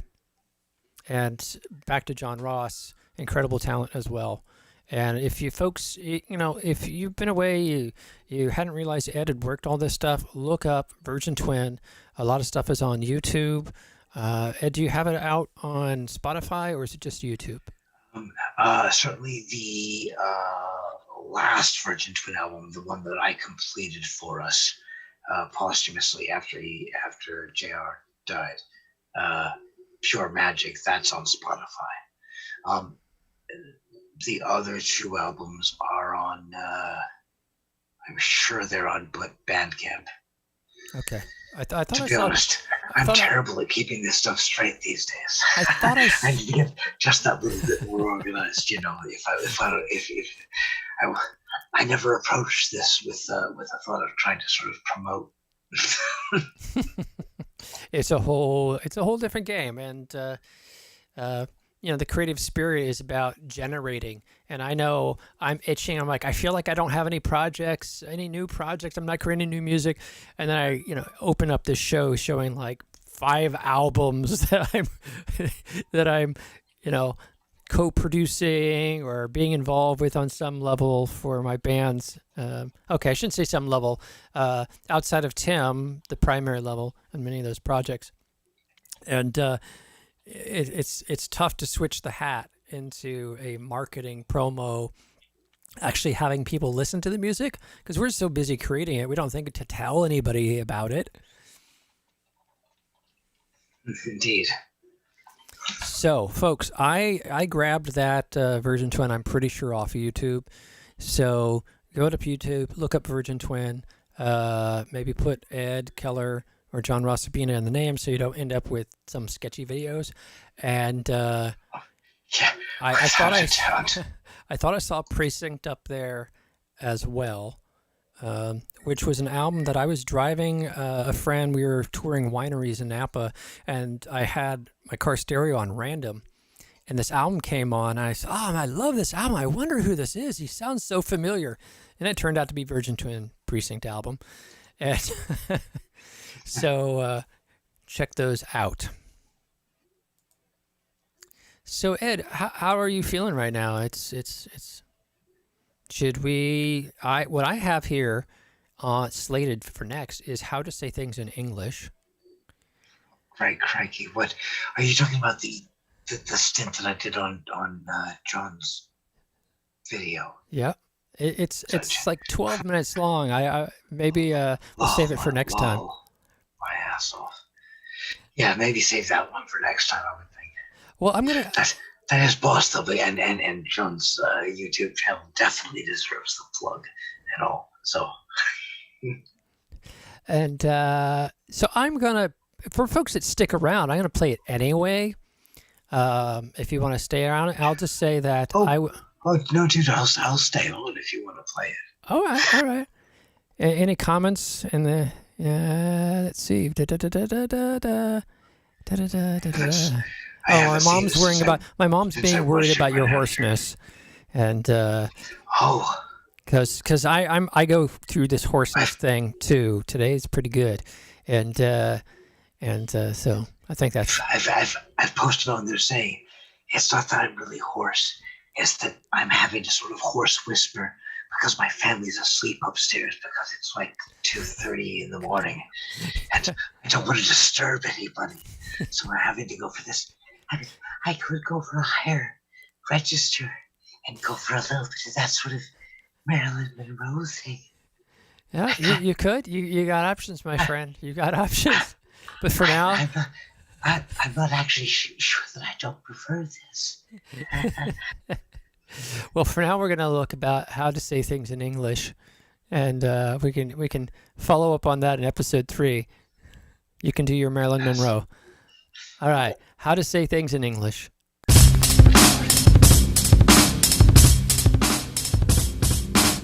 Okay, you're turning the screen around, right? Yes. Well, just right. Don't move from that position.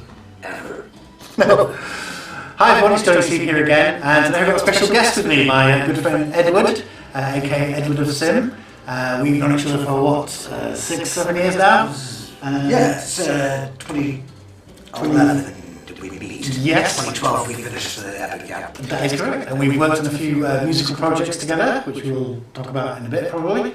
And you've noticed already, Ed's not from around these parts, so where are you from, Ed?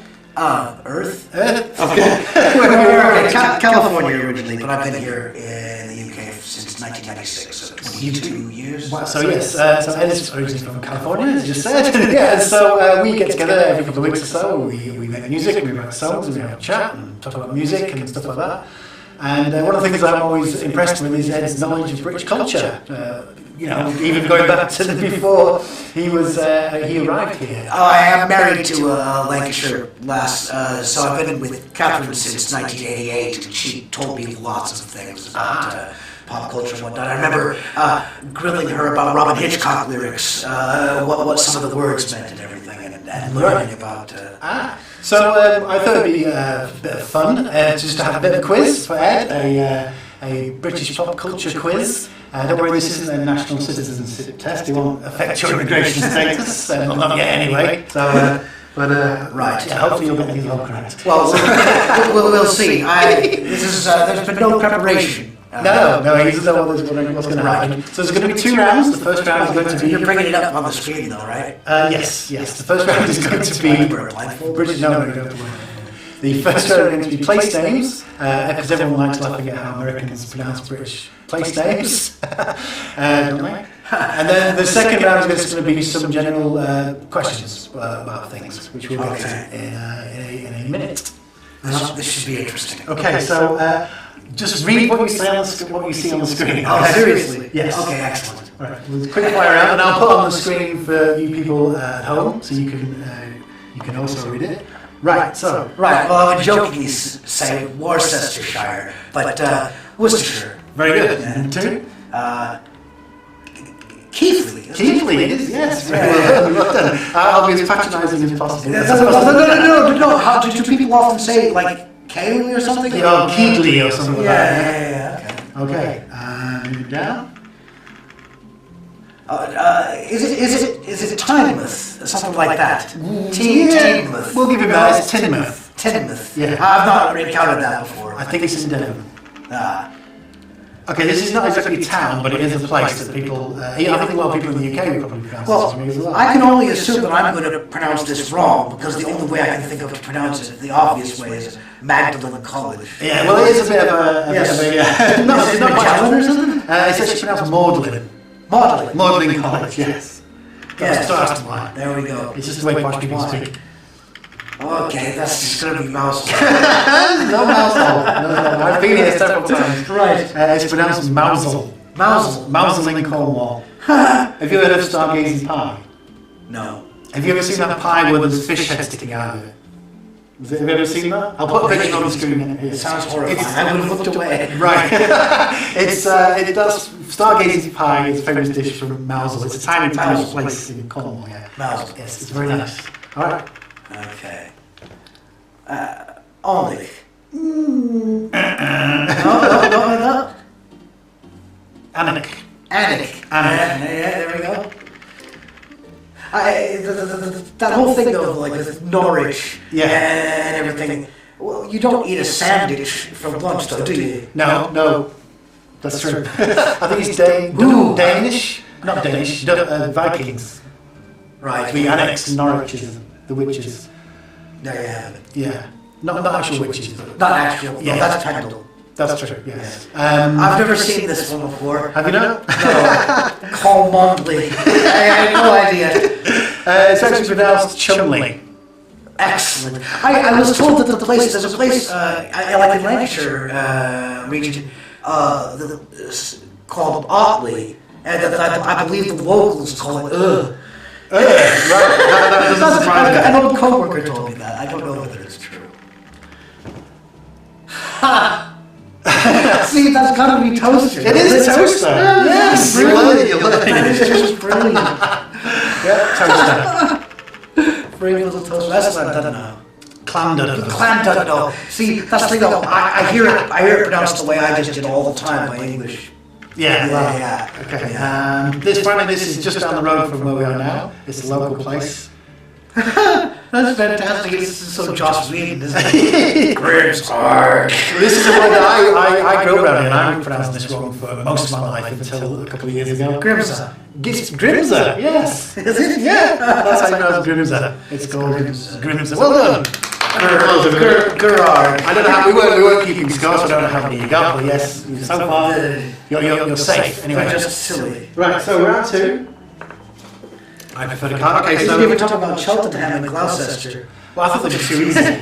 Gloucestershire. There's that old joke about the Australian getting here and asking for directions to Lugabaruga.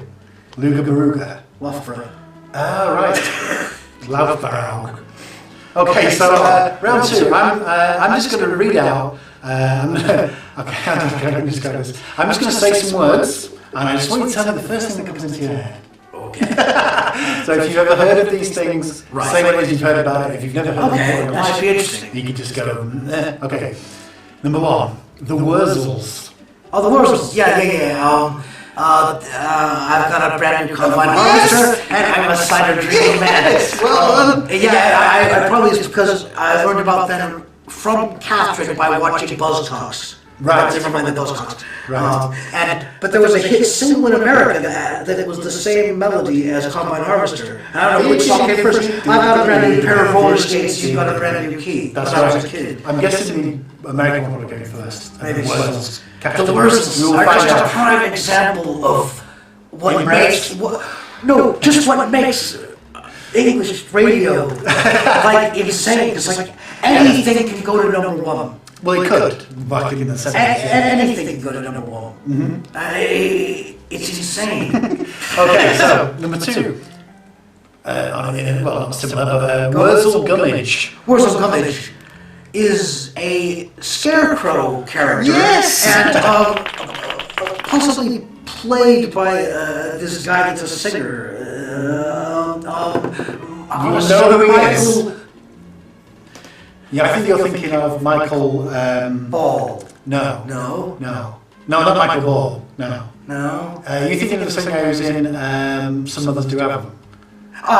That's not him. No. Okay. He was John Pertwee.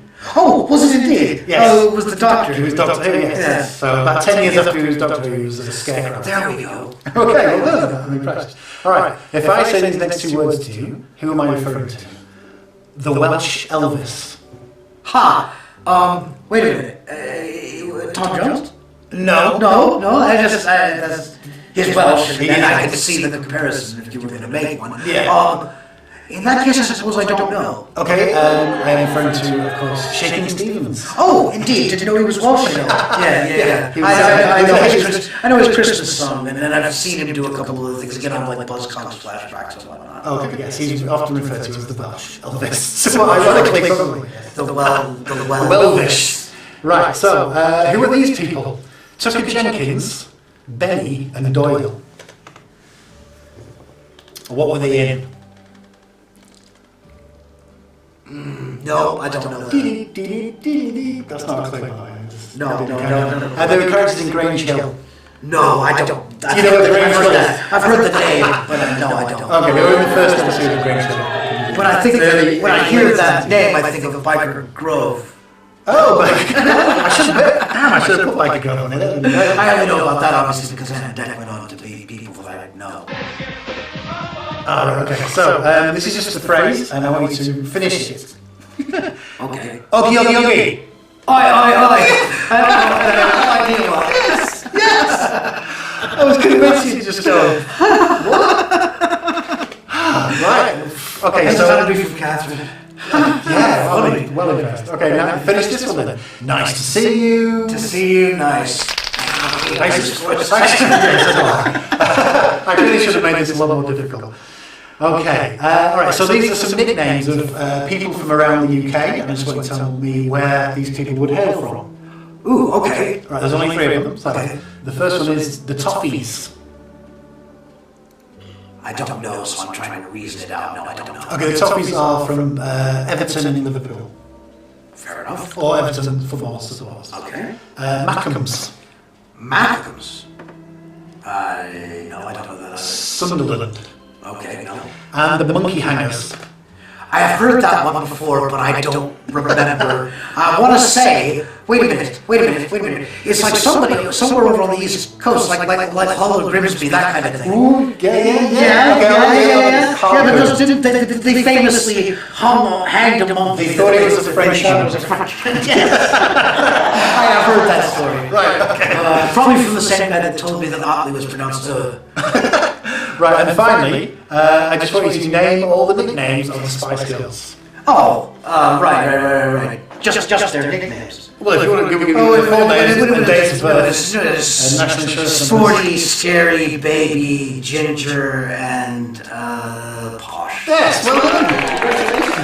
You have the right to remain in the country. They were happening just as we arrived here. Just as we arrived here in '96, the big thing in the news was to Take That had broken up. Oh, right. And I'm like, I've never heard of them. Oh, well, I remember nation mourned. Caitlin was 2 years old, and I said, can you say, I'm sad because Take That broke up? And she said, I'm sad because you took that broke up.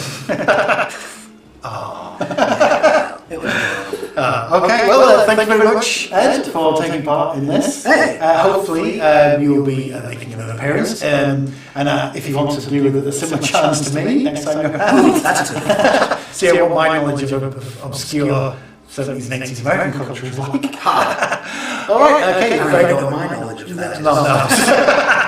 Right, okay, thank you very much for watching, and we'll see you all next time. Peace. Bye. So that was Ed's entrance exam for being able to live in the UK. And I wanted to share that because Ed was relocated to the UK in the 1996, I believe, from his earlier conversation.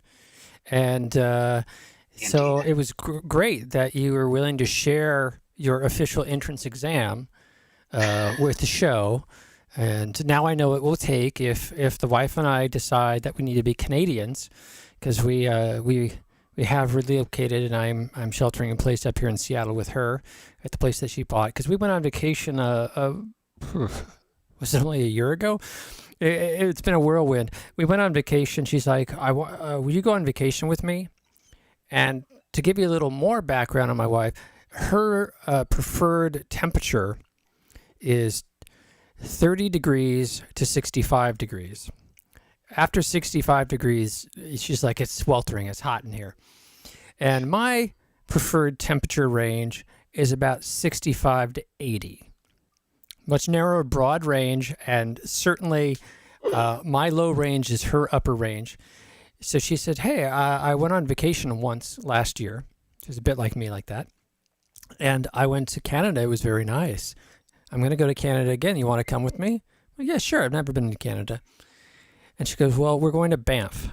I'm like, we're going to what? Banff.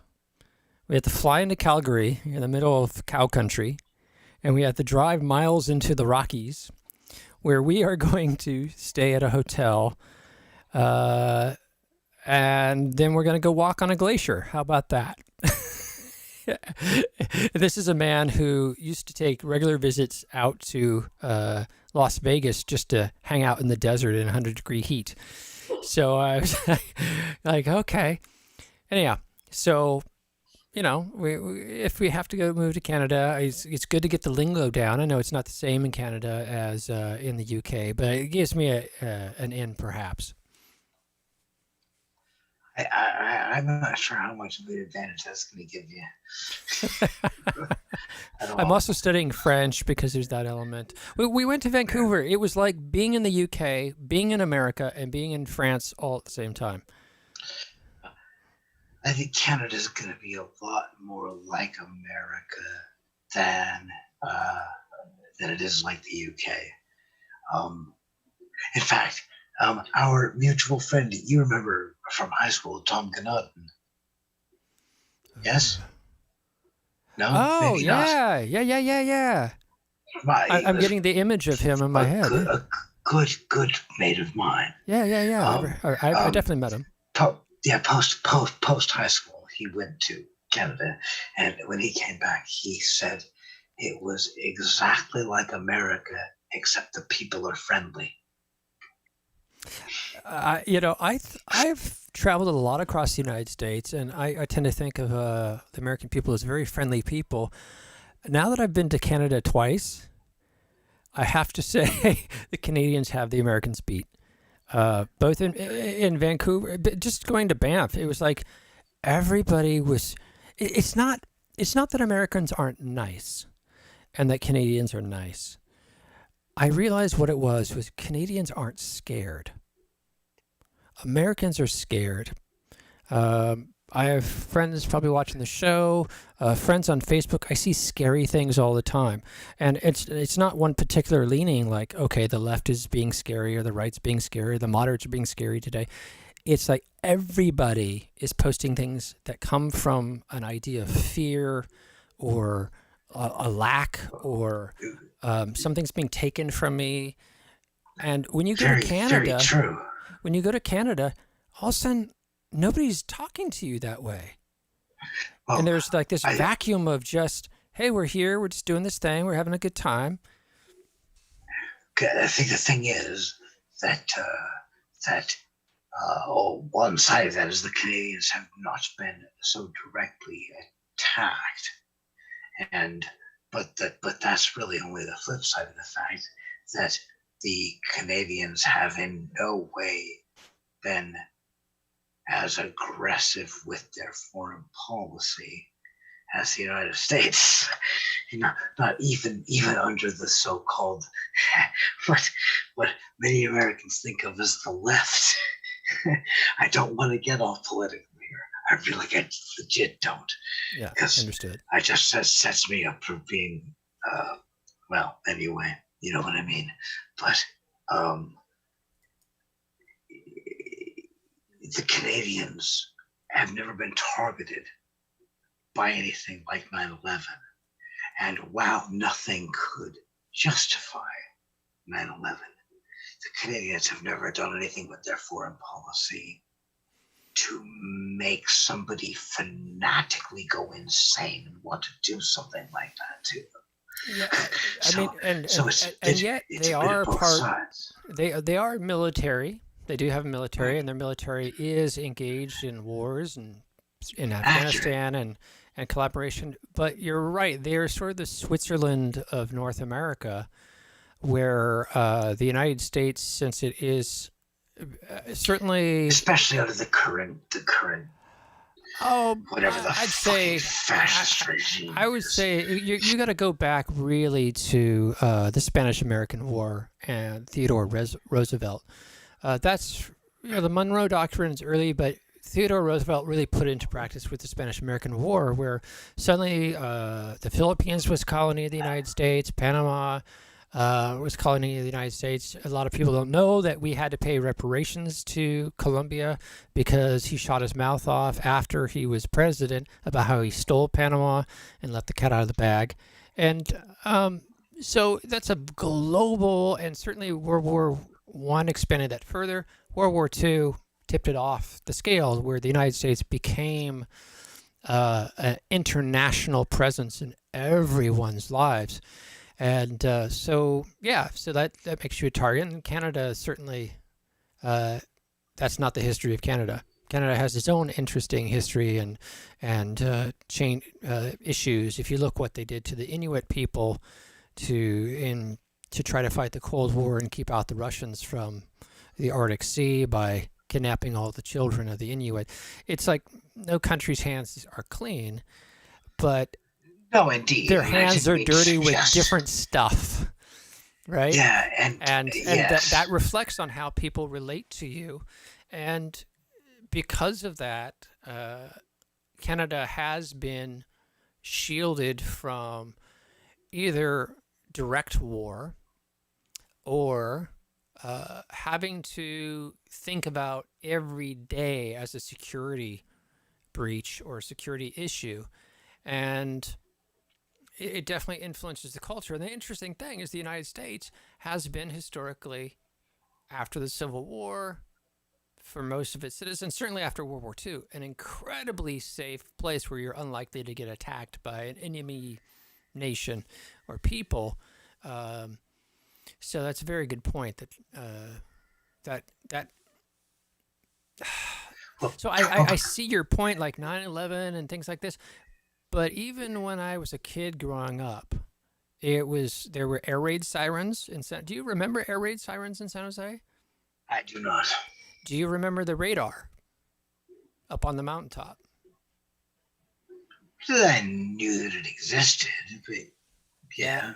Because of where I was situated, when I looked in the backyard, when I went to the backyard of my parents and I looked, it looked straight up to Mount Amanum, as if it was like a volcano from that angle, with this huge, massive radar spinning around. And there were they would run the air raid sirens like every so many months to clear out the birds or something. So you would hear air raids. And also, certainly in the late 70s, the medfly infestation, it was only a couple years after the Vietnam War. And we'd seen that there's icons of the helicopters in the Vietnam War. And every night we're hearing these helicopters flying over, spraying for the medflies. So I was very aware, like in the late 70s growing up, of this wartime environment.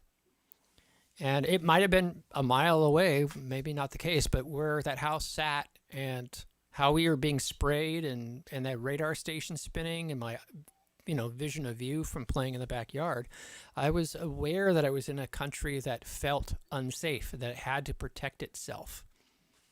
Yeah, I had no consciousness of that sense of things there under the sort of under the weird looming and yet somehow safe Cold War thing with the Soviet Union,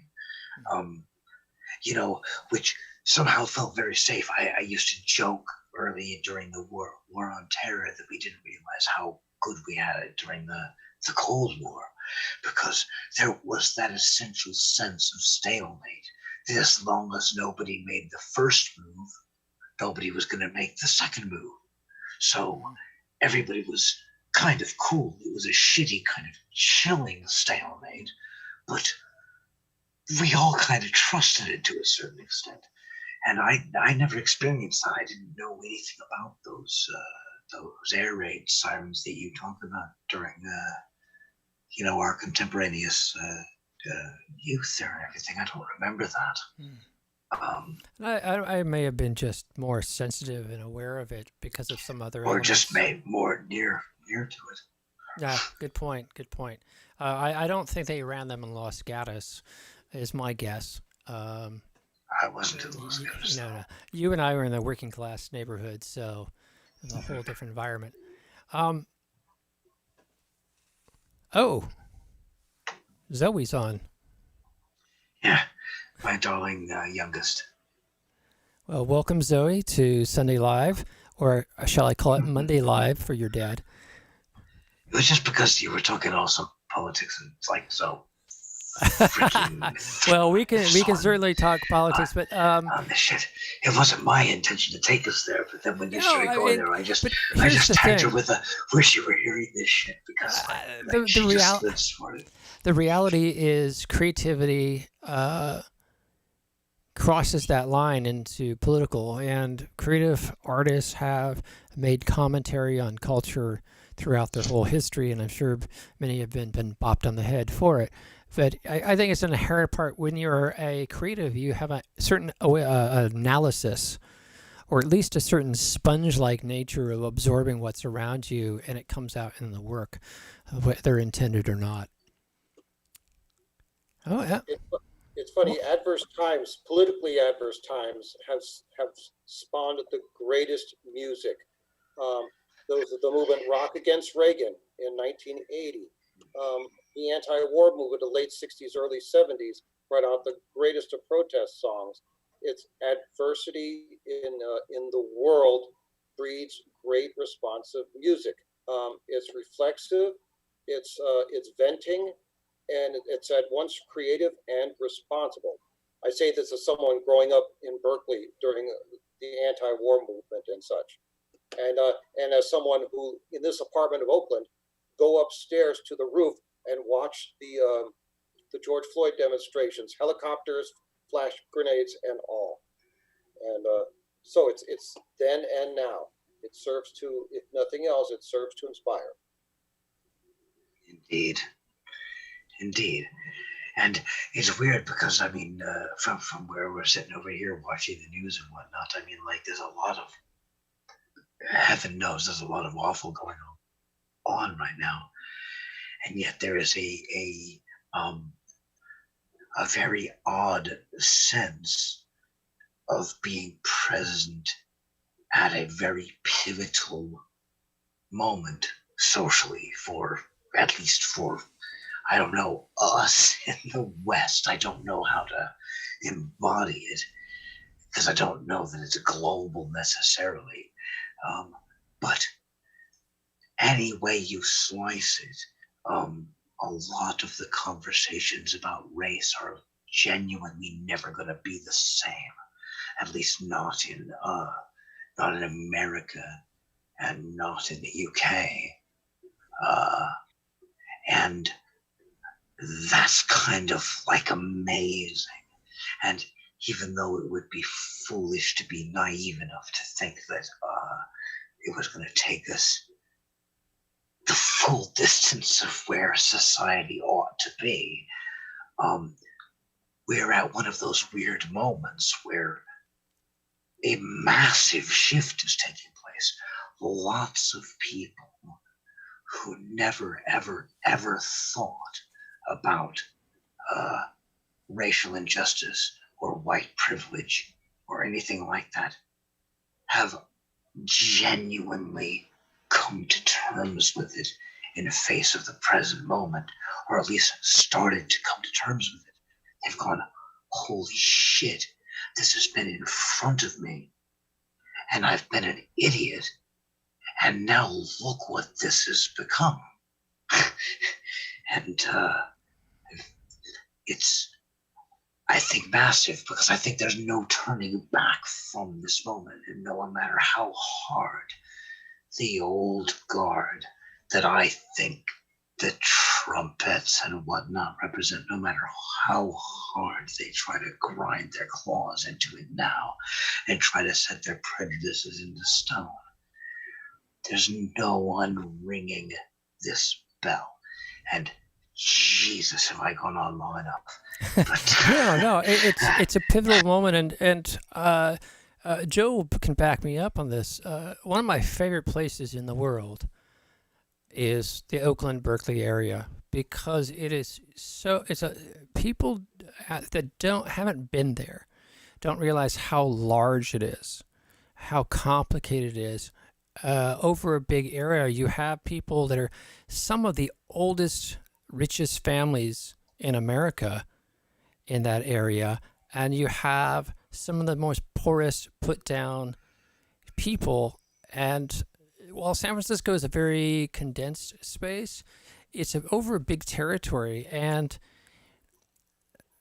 the history of protest and speaking out is it's almost like to be a citizen there is card carrying. So when shifts in culture happen, I would see them in Oakland and Berkeley first, and then I would see them in other areas of the country. And going out to karaoke, meeting a lot of people, working on my MBA with folks that were younger than me, I got to see them through the Occupy protests and get to kind of see their culture.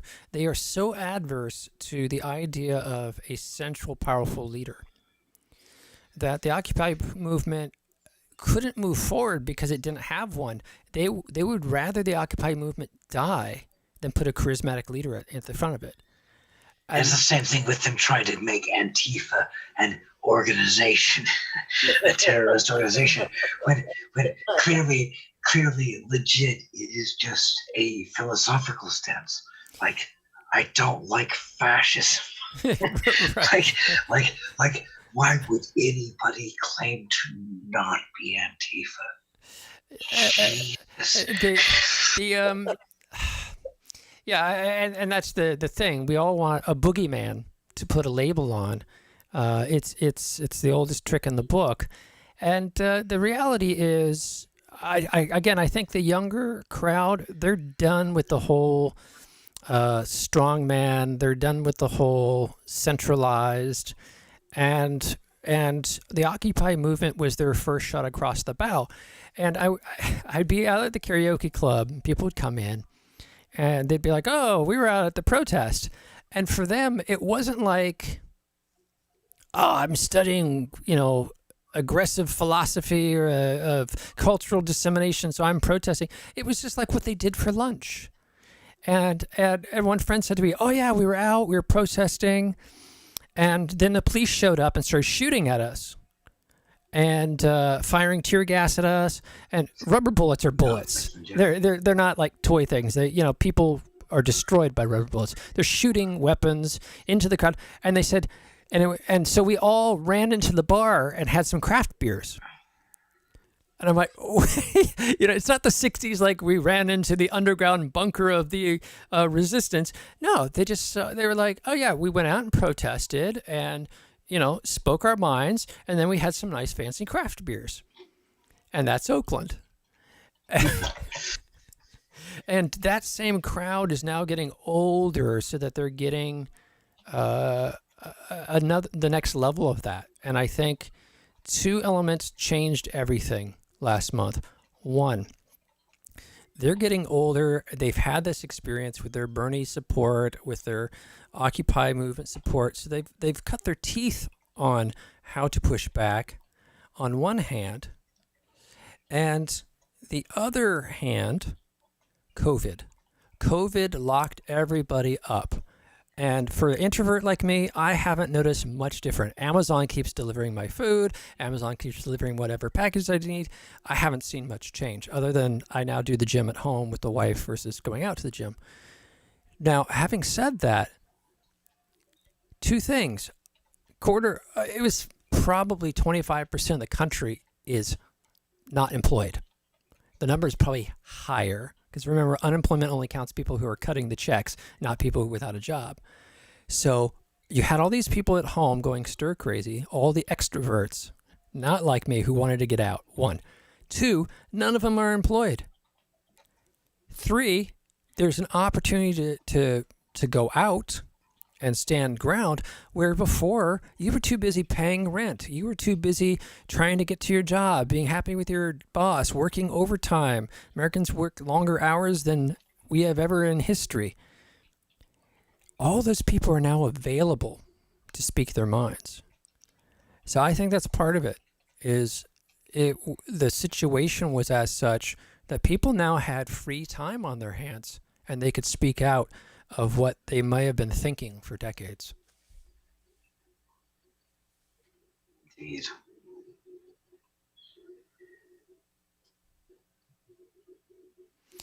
So having said all this, none of this is new. It goes way back in human history. I remember last year listening to a story about how a group of farmers and peasants in England got sick of what was happening, with their government. So they rose up and gathered a bunch of men, started marching off to London.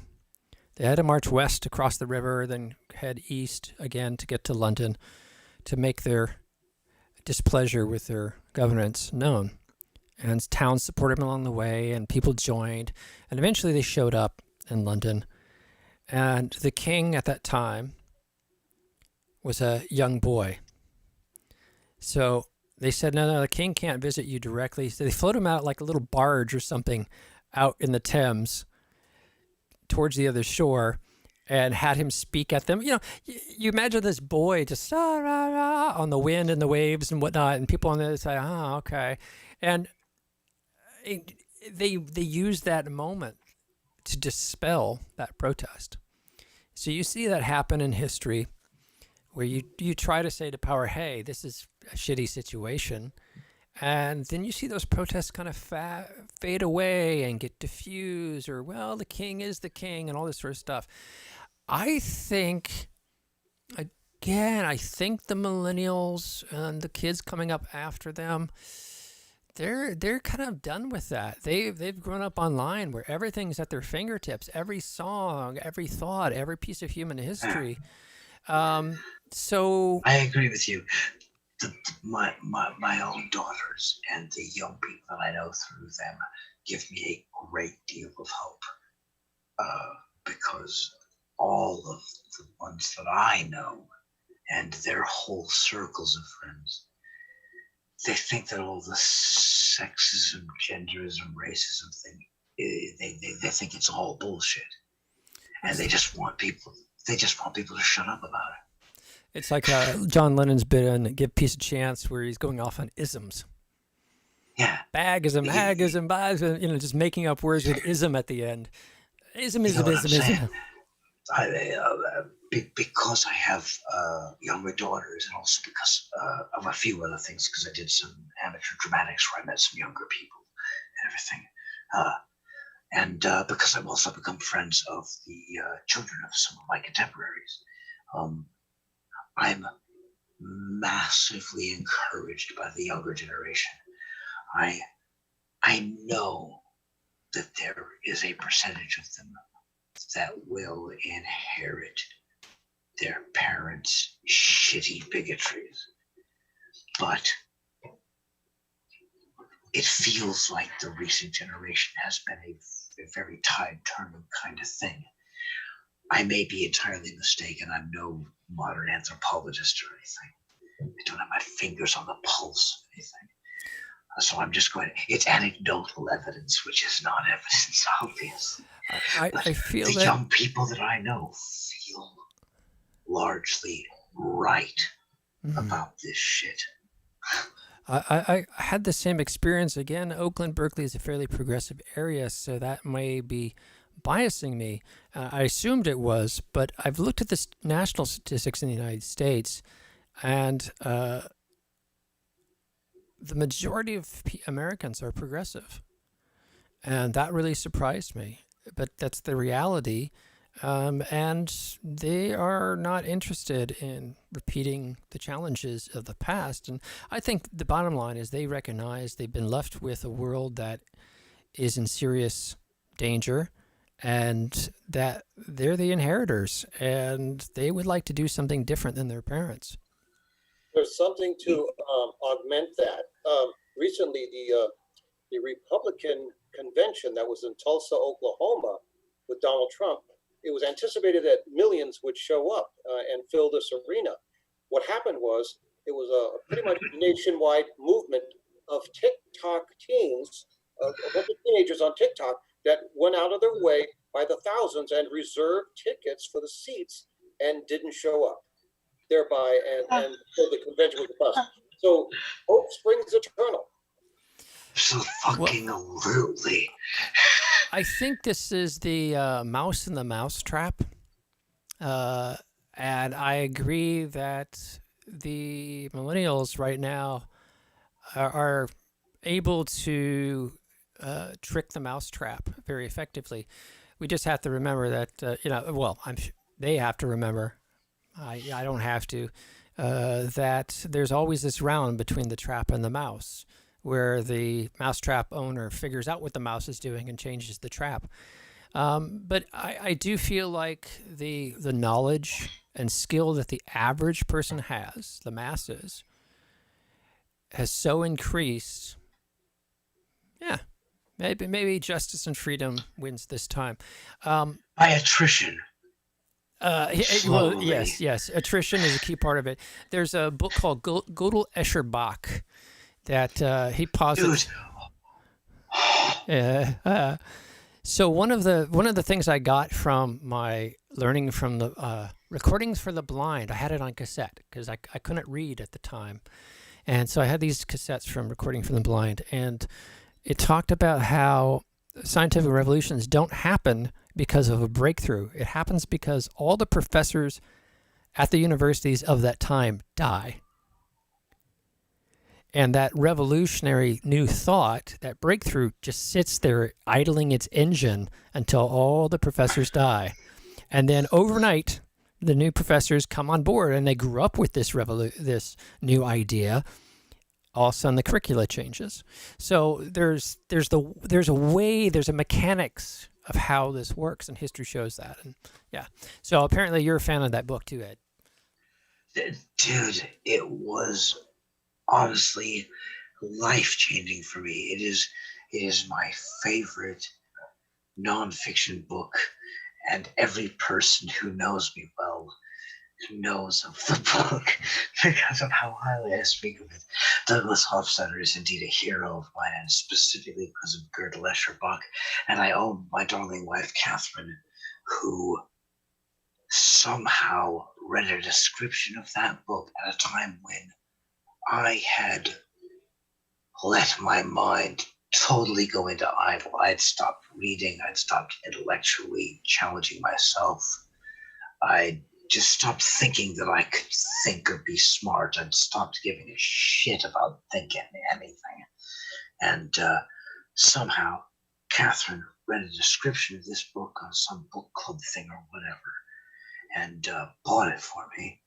And it completely exploded my mind and reawakened me as a thinking person, and was instrumental, absolutely instrumental, other than the counseling that I did in 1987.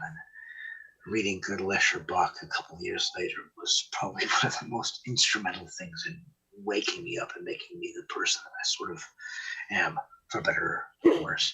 It's a fundamental book for me. In fact, when a friend of mine and I recently did a sort of Desert Island Discs playlist, and where you were allowed to bring a copy of the Bible or some other holy text, I asked if I was allowed to bring Gödel Escher Bach as my text. Yeah, it's, to me, absolutely freaking fundamental. One of the things it opened me up to is I heard the term meme, but I hadn't heard it properly Indeed, defined. that was the first place I encountered it. And once you understand memes and you understand ideas as a virus, as a unit, a structure that has a nature that then attaches to hosts and mutates and grows in organic ways. The idea that this apparently human invention of language that we've been using for the last 2 hours is, by its very nature, almost an organism in and of itself. Indeed, language is a virus, and and indeed, that's the thing. People nowadays, when people hear the word meme, they think it means a clever picture that they recognize that's along a theme they've seen previously on the internet. But a meme is just an idea that proliferates its way through society. Religion is the biggest example. Sure. But every ideology, though, is more to the point. And religion is the biggest. Mentioning religion is an interesting meme, because the interesting thing about memes is memes can become so successful you don't know that they're a meme. They become a precisely given. that. Precisely that. And that's the thing when you're like that was recently there was one of the geez, I cannot remember now, and I'm terrible because I'm usually pretty good for my references. But some Republican representative recently made not to be partisan. I'm just saying that it was, um, but made some statement to the extent that that there was no. Oh no, wait a minute. It was to do with the George Floyd thing, and it was some big deal with either the police administration or the Department of Justice said that there was no systemic racism within the police in America. And like a friend of mine commented on it that they don't see the racism in the same way that fish don't see water, because they're just swimming in it. It's their entire environment. And they're unable to recognize it because it's the very thing that they exist in and thrive off of. And it's breaking that entrainment. It's necessary. Like, God, I talk balls. No. It's a good point, and I know I have many Republican friends, some who are supporters of Donald Trump, some who watch this show, and some who are Republican friends that aren't, and Libertarian friends and Democratic friends. Oh, and crikey, God, I hope I don't. Oh I no don't need to be triggering offense to any of your I think this is the fucking mates, 'cause challenge of our times. Is everything? It's everything. If you talk about anthropology, suddenly you're in a political discussion. If you like popcorn, suddenly you're in a political discussion. So the bigger challenge there is that a lot of words, whether it's meme or what I'd like to have, what kind of pizza would I like to have, has gotten so utilized politically that it's very hard to have a conversation about any given topic without citing references that then have political affiliation. So it's a real trick of our times. And precisely that. I meet people from all walks of life that have perspectives that I agree or don't agree with, and sometimes you're surprised by what their political affiliations are. And I've been lucky that I've not been with a major party since '88, so I don't feel like I have skin in that particular game. But at the same time, we can cite certain individuals as saying things. And if you think that isms don't exist, well, like you said, it's because you're swimming in them. And I know plenty of nice law enforcement folks and plenty of cousins that are helping run prisons that are decent people. And absolutely, and I don't mean to imply anything otherwise. And I don't think folks who are trying to speak out against that are not speaking out about everybody. They're simply saying that there are habits that have become so pervasive that we don't even know that they're there. And the thing is, what has to happen is that the system has to stop covering up for when it happens. If indeed the majority of people within the system are, as we want to trust and believe, decent people who do not mean that kind of unjust harm, we need to see the system enforce that against the violators and pull them out and show the people who want to do the right thing that doing the right thing is supported. Yes. And show the people that could go either way that doing the right thing is supported and doing the wrong thing is shit. And we'll get them fucked. That's what has to happen. The system has to stop having this protect its own because, oh, it could have been any of us. If it could have been any of you, then get all the fuck of you out. But I don't believe it could have been any of you. I think loads of you wouldn't have done this shit. So stop protecting the people who can't control themselves. I saw this in the corporate environment as well, which is a subset of society where people would say, well, that person is a director, therefore we can't hold them accountable as much as staff. Or that person's a VP, or blah, blah. And I'd see this when you have organizations that have that military structure and a culture where you can't communicate back, right? Then you're going to get groupthink. You know, famous case for folks of history, go read up on the Bay of Pigs. John F. Kennedy was a Democrat. Doesn't matter. You look at groupthink as groupthink. You surround yourself by people that think the same, you're gonna mess up. It's just history. So I saw this in the corporate environment where I'd see someone trying to do the right thing and they were discouraged because it was going to look bad on someone, blah, blah, blah. And then I've been in company environments where they didn't tolerate that. They had no tolerance policy. You came, things were exposed, they were discussed because the business didn't want that liability to come through. So it's a pervasive issue that we're all working on.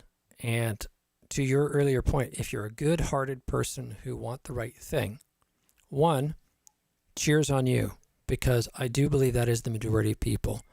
Two, if it's the majority of people, why isn't that the case all the time? Usually it's because there's some organizational structure or culture that a minority is using to limit that good-hearted majority. So restructure it. Vested interests will never like being at the opposite end of a restructuring. I was a change agent in corporations where I would come in and help restructure these organizations to be more effective, more efficient, more successful. And I learned very quickly that is one of the most hated jobs in the world. And I would meet and go to lunch and make friends and become really close to people who seemed like a really good heart. And one of them said they're going to back me up in a meeting, and then they went to the meeting and they backed up the person who was, let's say, they backed up a contrary position. And I was stunned. This was my first experience with it. And I walked out. I'm like, what just happened? And they said, look, you're a really good guy. You're doing all the right thing. I really like you, but I have to make sure I get my paycheck and my kids are fed. And I could see that the person of greater power in the room would want to hear the contrary. Indeed. And so it happens. There's always one reason or another to resist change. I mean, absolutely. I work in service transition for the last 7 years. Heaven help us. Without a doubt. And yet we still need to somehow see the systemic accountability. Well, in after party, we've ended up having a great discussion that I think you, me, and Joe could go on for hours. It is late, and I promised my wife I would go for a walk after the show. So I'm going to let you get some sleep. And and thank you, Joe, for jumping in. And we'll see what I haven't figured out next week yet. So let's be in touch this week, and we'll do that. And Ed, I love these conversations. I'm glad we're back in touch, and it's not just typing in Facebook, and getting to talk about your work and our experiences, and all the people that have tuned in that know you, who are getting to reconnect with you and find out about your work over the years is awesome. I want to thank my friend Lillian for challenging me to doing this show, and in the first place, because I, like you, wouldn't have done it, and I needed that challenge to be dangled over my head. And once it was the horse was out of the gate and running. And so I thank you, both you guys, for helping support this. So Joe will be in touch. Ed, we'll be in touch offline. I just looked at the clock and realized it's 7:30, which has to be what, 3:30 in the morning. Just gone 3:30. And you've got to work. So I'm going to play the. I agree with you that we're talking about human history and anthropology, which segues really nice in with the story of Gilgamesh, a project that you did where you guys went back to one of the first writings of humankind and created music productions based on that. So I'd like to play a piece from the Epic of Gilgamesh. It has how many books does this album have? There are 12 tablets. 12 tablets. But really, 11 tablets tell the main story, and then tablet 12 is like this weird sort of anomaly because it doesn't really sort of fit in. It doesn't really make sense within the timeline, but it's one of the 12 tablets, and so there it is. So we just treated it like that. But when me and John Crudson interpreted the epic, the 12 tablets into 12 movements of music, we just on tablet 12 we kind of make fun of its weird anomalousness nature. Well, it was the first writings of humankind, so I guess there weren't quality editors yet. Earliest work of literature, as far as we know. Yeah. If folks don't know the Epic of Gilgamesh, again, earliest work of literature that we currently know about, and is the basis of many later stories. And here is a musical representation of tablet. Is it 8? I really got to label these things better. Anyhow, it's one of the tablets. Tablet 7. Tablet 7. And so here is music from Gilgamesh.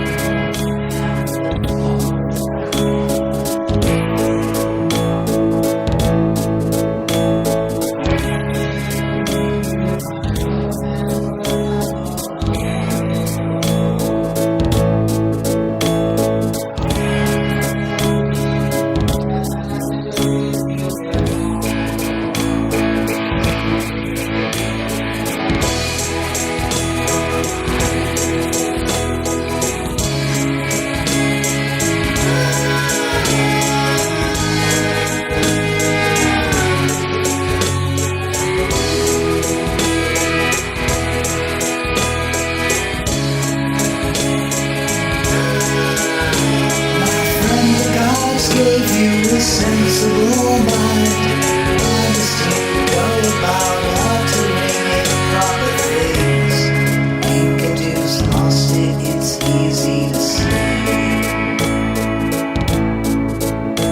But why have the gods single him out for death and not me?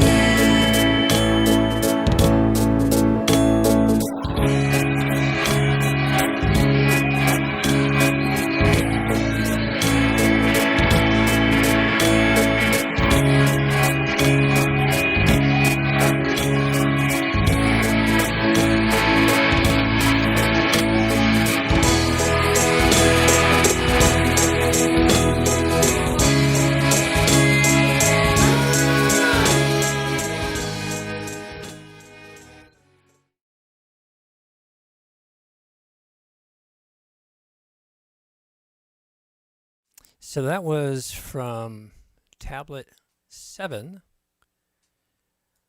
from the Epic of Gilgamesh, as interpreted by Ed and a buddy of his.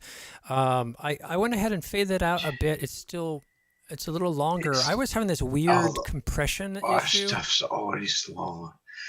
Oh, no problem. There was just an audio issue that was really kind of weird. So It sounded really good. It sounded really good at this end. Okay, great. I should be freaking sleeping anyway, though. Holy crap. Let's wrap up to this week's episode. If you want, next time we have you on, we'll play another tablet. Until then, people can find the Epic Gilgamesh on YouTube, I believe. No, it's not on YouTube. The entire thing is on the SoundCloud link that I sent you way back when. And, okay. Well, maybe we can share that with folks the next episode. And I'll have to double check with John because I think that it may be also on YouTube, some place that I can't remember. Because the thing is, we never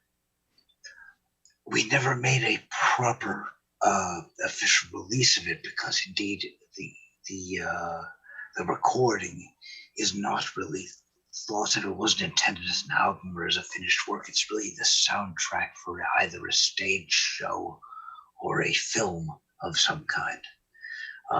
So there are a bunch of places in the recording of the epic where visuals are meant to tell the story. Okay. So it's actually only a part of a tapestry that we intend. Still vainly intend to someday bring to some kind of bizarre fruition, either as an animated thing or a weird, shitty, handmade home video or a live stage show of a very low-fi, low-budget type or a massive stage show on a West End level.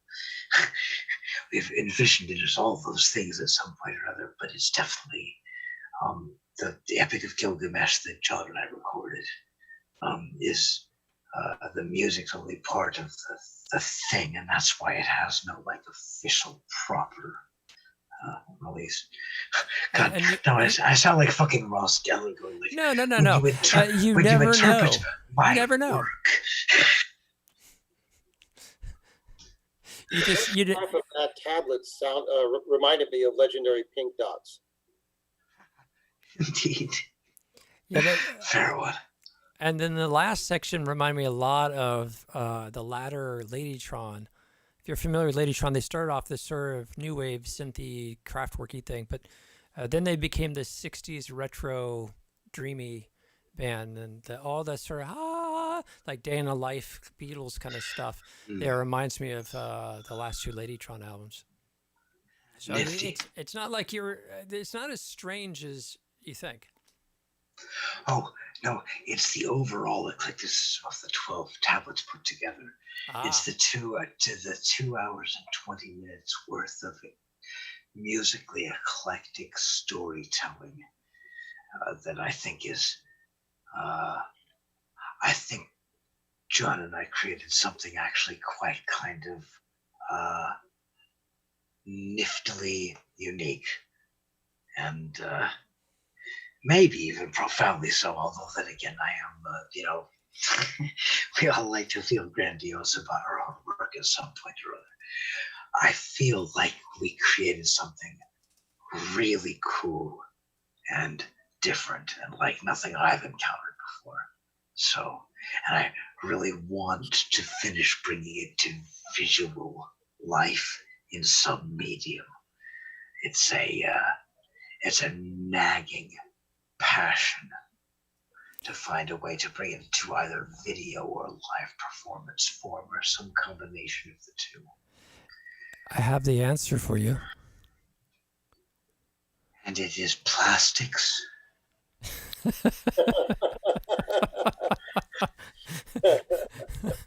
Not in this case. All you need is one person and one good conversation, and that person to have the resource to collaborate with it. I agree with you 100%.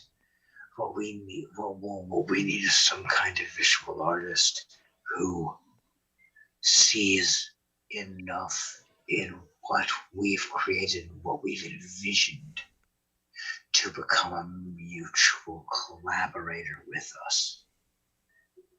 And but that's a very hard thing to find, you know. It is. And, It is. And we don't have the funds to simply outsource somebody to hire them in to bring in our vision. And to be honest, I'd rather have somebody bring their vision in as full-on collaborators and then share with anything that we generated. But that might be a really stupidly naive way of approaching that.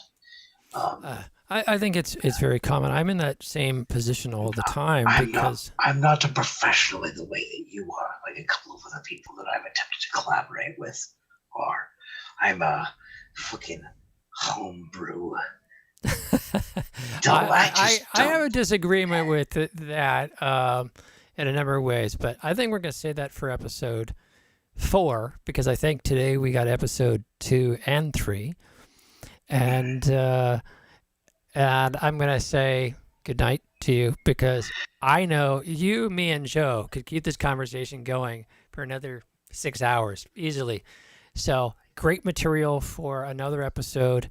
You get some sleep. I'm going to go get some exercise. And I'll give you last thought. I do have to say, legit, Joe, a flaming pleasure making your acquaintance.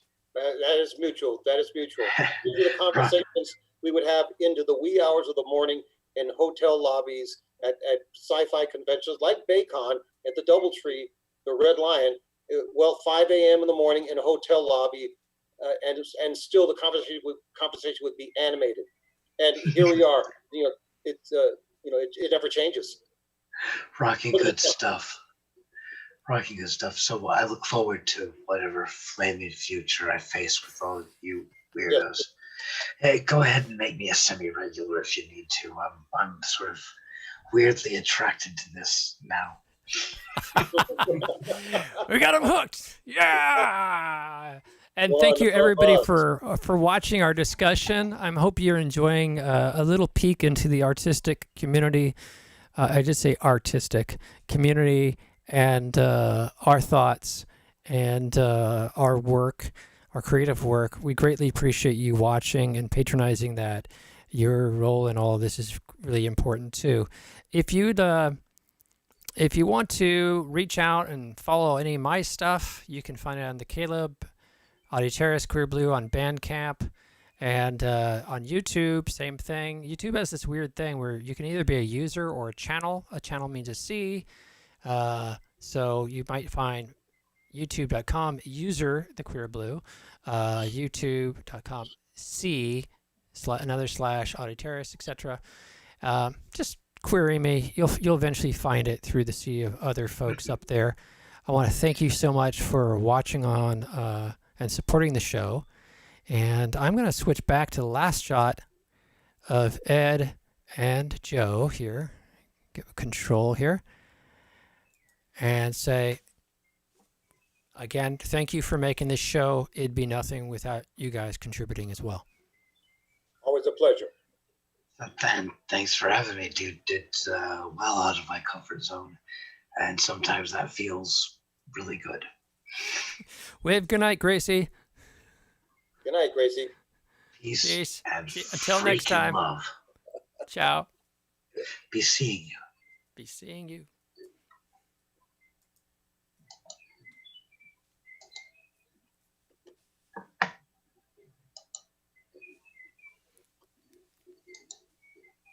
All right, the thank you slide is up, which means people probably have tuned off. I can still hear each other.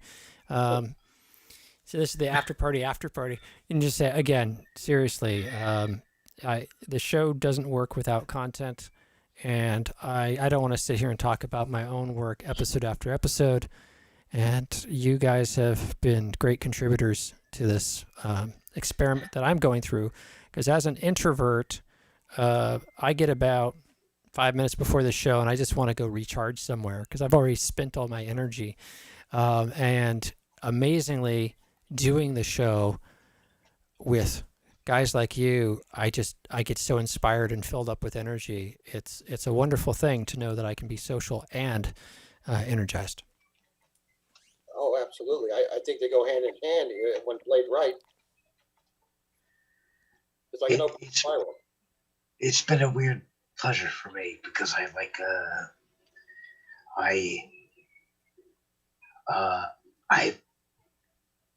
shy away from public exposure. So